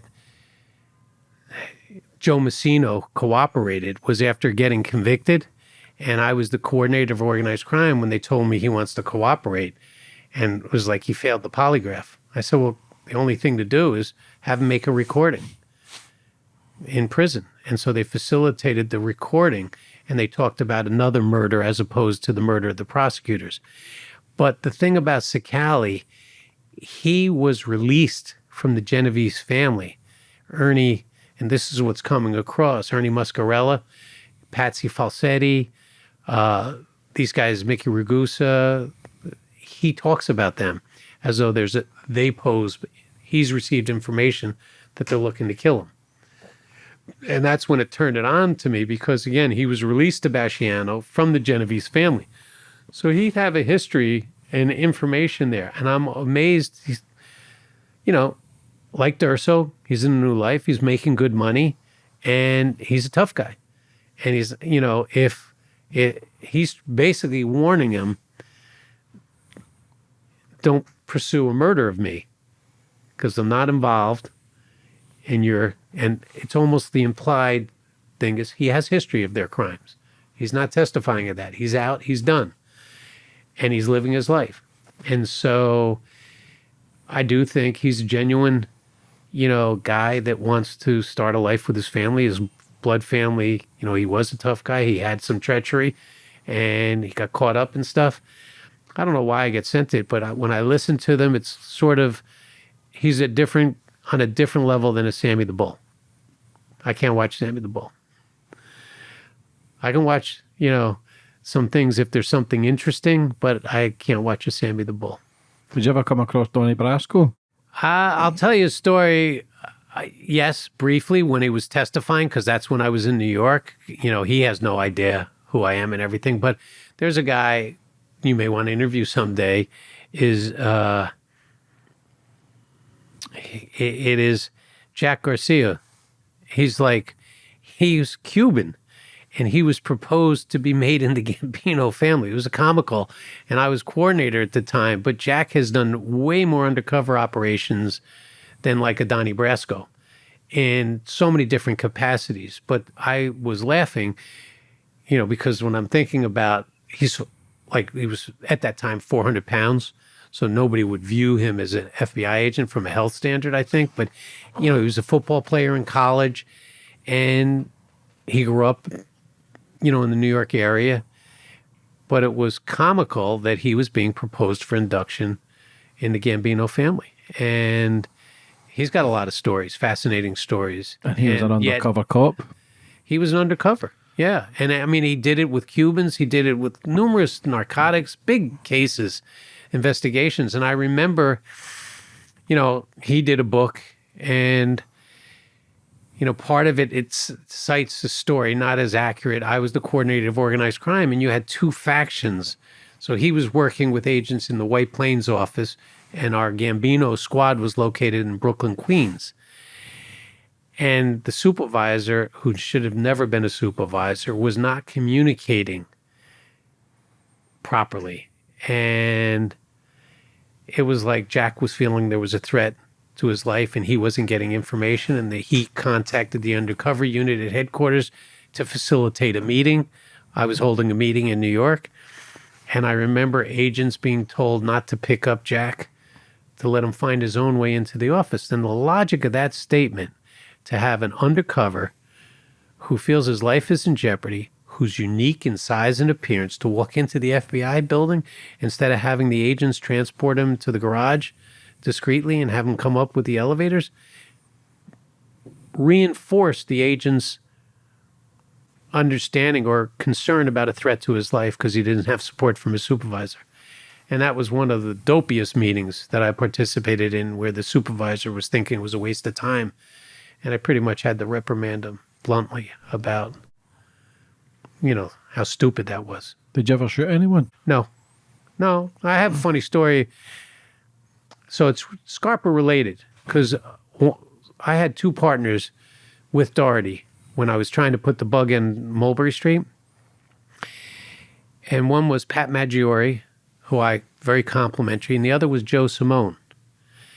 And Joe Simone went to trial as though he was a rat, like as though he was feeding information to the Colombo family, when it could have been Scarpa. Getting back to the story about shooting is, as I'm trying to figure out the probable cause to put in this social club on Mulberry Street in Little Italy, you have all kinds of unknown guys, and these detectives, I'd be in a van. And eventually they put the van right in front of the social club. And again, this is like the night of 4 a.m. when they're gambling. And 3 or 4 of them come out of the club and lean against the van. Literally, I could have poked them in the eye from the van. And I'm sitting in the van writing as they're talking about armored car bank robbery. They say, we need a van like this, pointing to my van. We slide the door open. I've been in gunfights before. We need an insider. And I'm just writing in total darkness.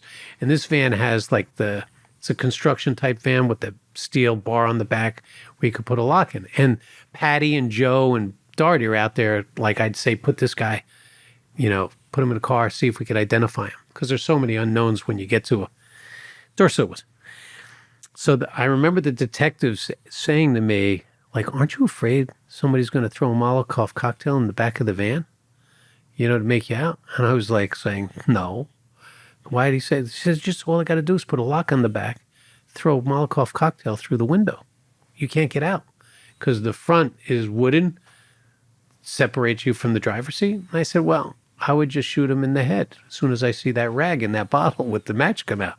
And they burst out laughing, thinking you could do that. And I said, yeah, I can shoot. Because it was like, if my life is threatened and I'm seeing a guy with a Molotov cocktail, put a rag in with a light, I'm like, obviously it's not going to end well. A few weeks after that, and again, they were talking about bank robbery. There's Tribeca Grill, which supposedly De Niro owns. You can't park anywhere around the building. I parked my car down there, the bureau car. And as I'm walking to the corner, which is on Hudson, I see this guy, Booby Sarasani, who is in Joe Pistone's book, standing, looking at a bank. They're unloading an armored car. And Booby also frequented the social club that I was putting a wire. And I knew he was going to prison as part of my, trying to put the information together for the club. And I'm thinking he's going to rob a bank before he goes to prison. And he's a member of the Bonanno family. So I'm Genovese. So I go to the squad that does the Bonanno family and tell him, I saw Booby Sarasani. I think he's going to rob a bank before he goes to prison. When's he going to prison? Because he pled guilty. And they said, you're the second agent. I said, who was the other agent that told you that? He said, Jim Costa parked over there. And Jimmy used to be the coordinator of OC, who would testify as an expert. And he was in his last years, and he was doing some, he was removed from the job because he didn't want to take a transfer to Washington for his family. So I called Jimmy to say, Jimmy, do you remember who the other people were? He goes, no, but I would know them. I said, I know their faces. So I took like 12 photos up from my social club photos, and he pulled the guys who were leaning against the car. Baby Carmine Russo, Elio Chinatown Albanese, Tommy Barrett. And so we basically worked an overlap with the bank robbery squad, and they robbed, like, they were degenerate gamblers. So they robbed a bunch, 6 banks. One of the bank robberies they participated in was 2 days before Christmas, a bank opposite, like right by Rockefeller Center.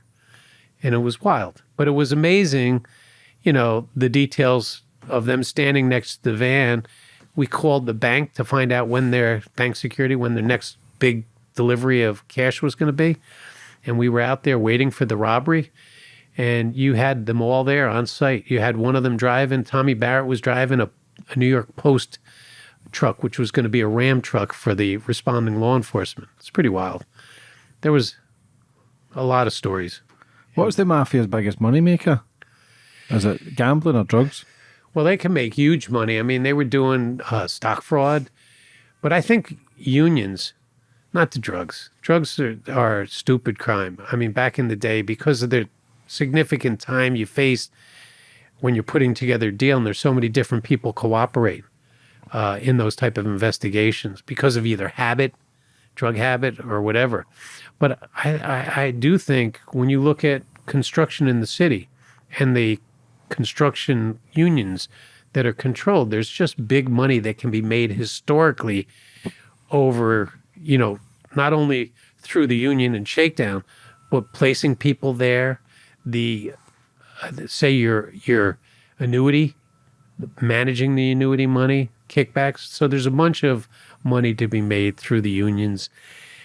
They do bank robberies, they do extortions, but there's so many unions like the longshoremen's and, the carpenters, the construction, the garbage industry. Is just trying to figure out, okay, who's this new team?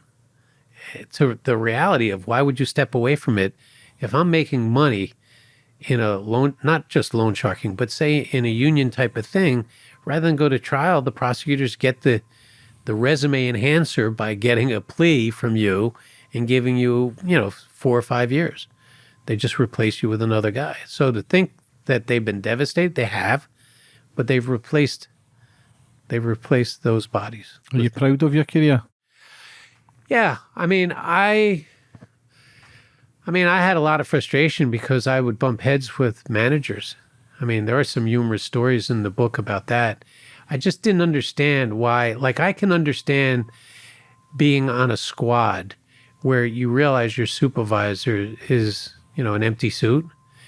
But at the same time, you think you could do a better job than him from a decision-making position, but you don't have the experience yet. But you then get into management. And that's where I think the problem is with the FBI is you have guys that see bad management. They think they could do a better job, but they don't have the foundation. And yet, like street agents, to me, and in New York, we talk about probably 25% of the people, street agents, do 98% of the work. And that logic, and it may be nationwide, like we jokingly say, I understand how he became a supervisor, an ASAC or an ADIC. What I don't understand is how he ever became an agent, because you can see the level of, when they make a decision, it's like so flawed. And in the FBI, if you're my supervisor and you're not supporting, like, I want to do a drug transaction, and you say, no, what if he gets shot? Well, he's cooperating for the purpose of jamming people above him up. So you're not going to let us go by. I can go over your head to the ASAC, but that pisses you off. Then pisses, and that's the thing I remember with Doherty. They were going to take his Buick car away from him if he, conducted it. He just threw the keys on the desk, say, take the car. I don't care. I'll take the, I'll do surveillances with the subway. It's just. Is there much corruption within the police? It's not. It's more of an ego type of thing. The same in a corporate world. It's people's, I'm the boss. You have to listen to me. But not if you're not making any sense. Not if what you're saying is stupid. Then I have the opportunity to go over your head, to go through the same details with another person to see if he feeds on the same thing that you do. I remember I had a source summoned by his wise guy to a meeting, and he was concerned he was going to be killed because they thought he was a rat, that he was cooperating. Same thing as the Durso incident. And this was when I was younger, and they told me, tell him don't go. But in reality is you would get killed if you don't go when your boss is calling you. And so I remember saying, look, they told me to tell you don't go. And this person was like, that's ridiculous. If I don't go, he's going to kill me. I have to go when my boss calls me. And I went to the meeting place, the source, in a discreet vehicle. I think he appreciated me being there because I was ready to, like, if they were going to kill him, I was going to do whatever I could to diffuse it. And so I do appreciate, when I look back on my career, I just think how many people's lives were spared as a result of the people I put in prison. So that's a good feeling, including the corrupt FBI agent. Do you miss it? Do I miss it? I mean, to me, if I was to promote, I enjoyed the street. I enjoyed the investigation. I didn't enjoy the bureaucracy, part of it. But I do appreciate, I do think that I had an impact on, innocent people. Even people that are degenerate gamblers that may, been in trouble with the wise guy. I think, do I miss investigating? I liked investigating.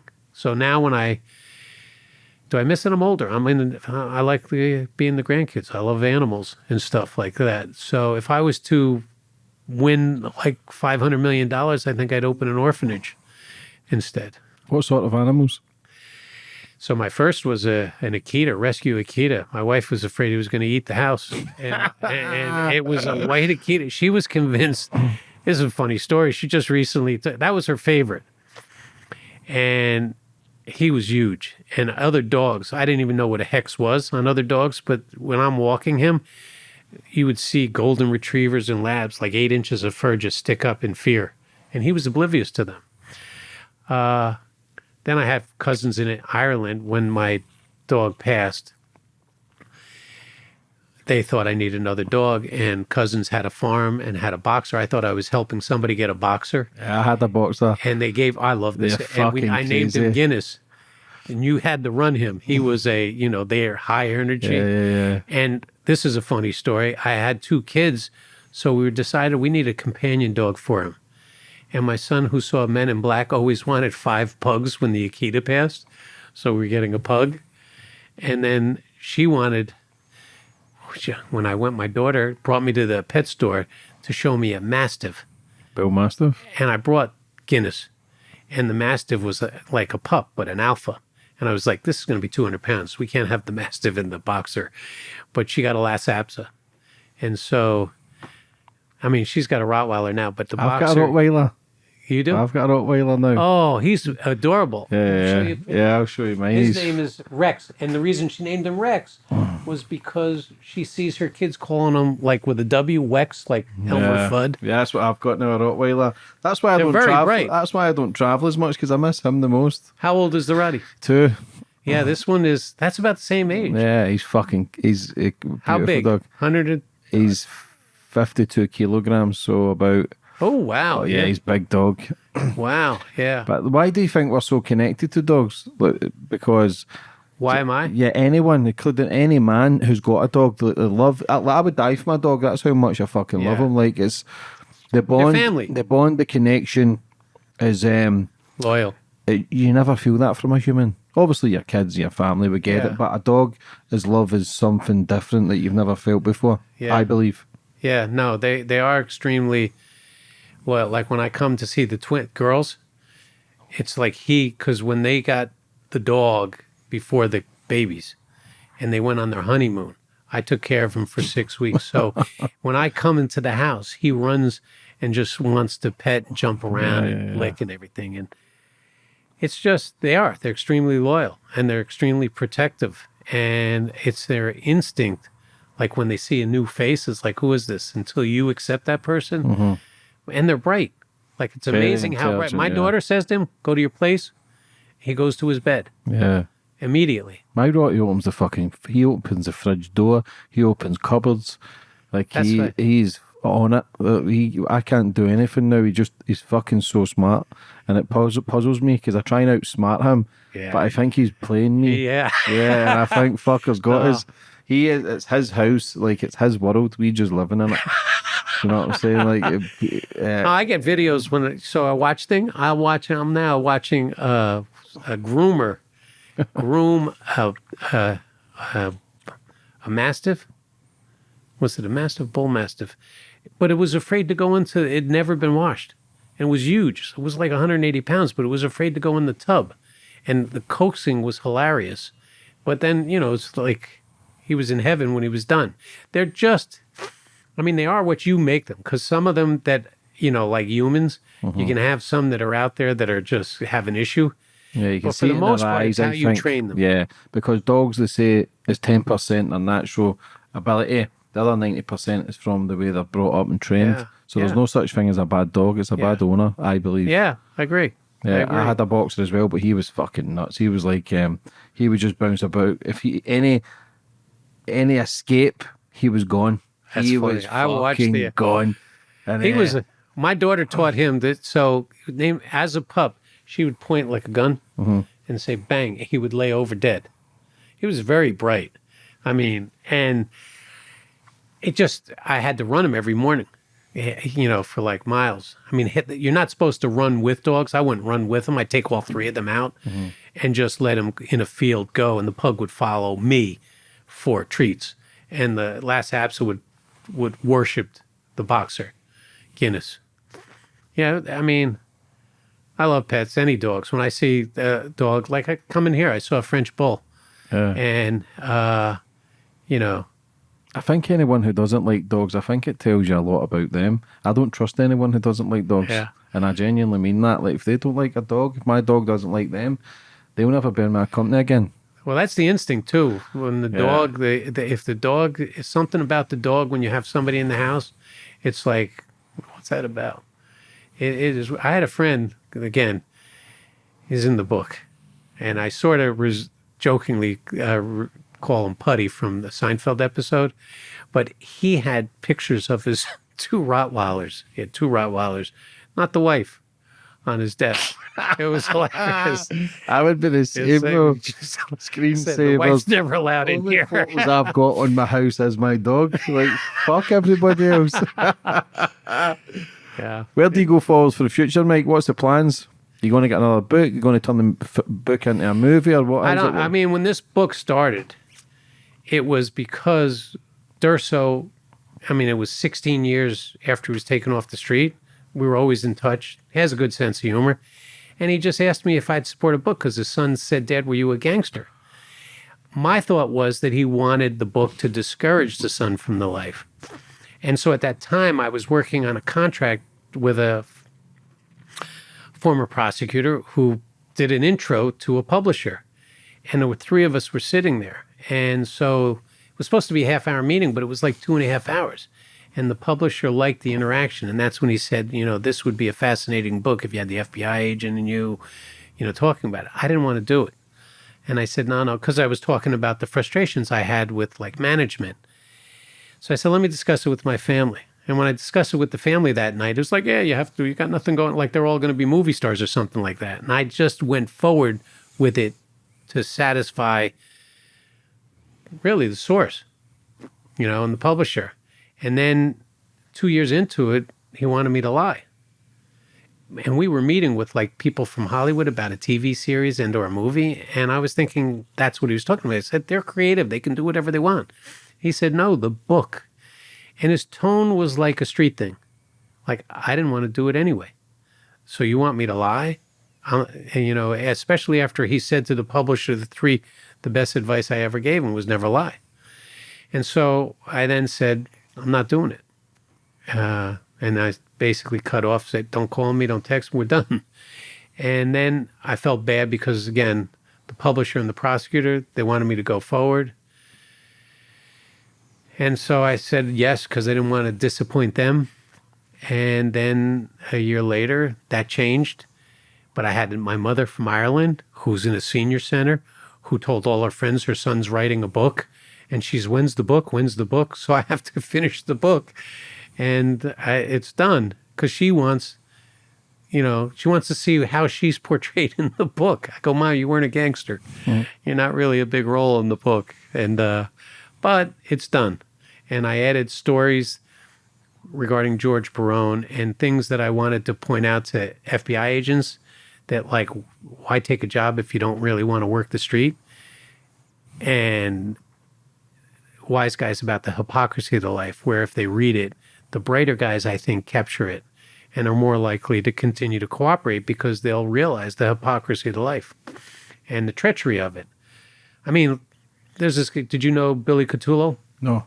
So Billy Catullo was first he was an acting underboss, but it was the Colombo family. And Jackie DeRoss was, I think Billy Catullo was Jackie DeRoss' best man. Jackie DeRoss is doing life in prison for the murder of Billy Catullo. I mean, think about that. And the reason Catullo was murdered was because Carmine Persico, who was the boss who got like 120 years in prison from the commission case, feared, he wanted his son to be the boss, little alley boy Persico. And he feared that Catullo, if became the acting boss, when his son got out of prison, he'd be the official boss. And so they killed him. And it's having the best man at your wedding be involved in it. And now Jackie DeRoss is doing life, little alley boy's doing life, and Carmine. So that aspect of, one, your blood family came before your crime family there because you wanted your son to be the boss. But at the same time, you're using somebody in your wedding party to kill you. It's just... Yeah, no loyalty. Get a dog. Yeah, get a Rottweiler or a boxer. Before we finish up, Mike, for anybody that's in a life of struggle right now, what advice would you have for them? To me, I'm big in prayer. I'm like, to me, I start my day. It's really private. And it's like, what can I do that's right to bring a smile to your face by my conduct, my influence? So it's sort of like, there's a lot of people don't believe in God and stuff like that. That's not me. I had a, wild sense of humor, have a wild side to it. So it's not like openly discussed. This is rare for me to discuss it. But it's like, I like laughing. I like jokes. That was one of the things I'd have Durso tell me a joke a day when we first started working. He had some good humor. But the whole thing is, what can you do? People, there's a lot of screwy things going on in the world now. And to me, it's like, if you get in a position to make a decision, make the right decision. Not the one that suits you best, but what's right.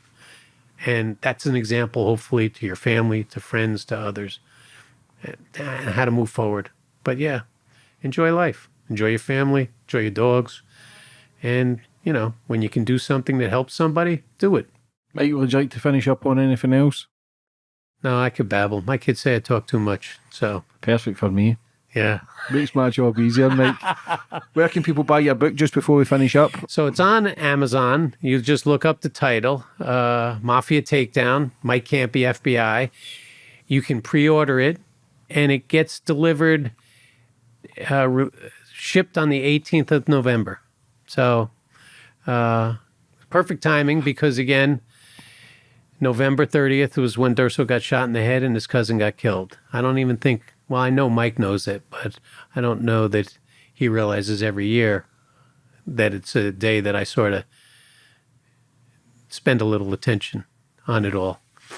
So it's also the Appalachian meeting occurred in November, historic, back in 1957. So there's a lot there, but there's humor in the book, factual stories, and there's recordings, little summaries of recordings that demonstrate the hypocrisy. There's a chapter of that at the end so that they see, how treacherous the life is. And you think somebody's your best friend, there's a story about how the 5 families were going to go against the Albanians, kill all the Albanians. 5 members from each family going to the different boroughs in New York with fully automatic weapons, machine guns to kill all these Albanian gangsters. Why? They hated them. And it was because of the contrast, I guess, between the Albanians' disrespect. Like there was an incident where they beat up made guys in the Bronx, threw them out of their own social club. So they were trying to create an atmosphere as though everything was good, just to lower any concern when they were going to whack him. But that was one of the reasons we took the case down too, because they were going to use Durso in that, process, the murders. And so we just sort of got in front of it and it diffused it. But it's treacherous. So you think you got a good friend and you said something that pissed him off. You don't know that you did that. You thought it was in humor, but apparently he felt insulted and now you're a dead man walking. Yeah, safer with a dog, Mike. Yeah. Mike, listen, for giving me your time coming here today. I thoroughly enjoyed that. I wish you all the best for the future. God bless you. Thank you. I appreciate it. Enjoyed.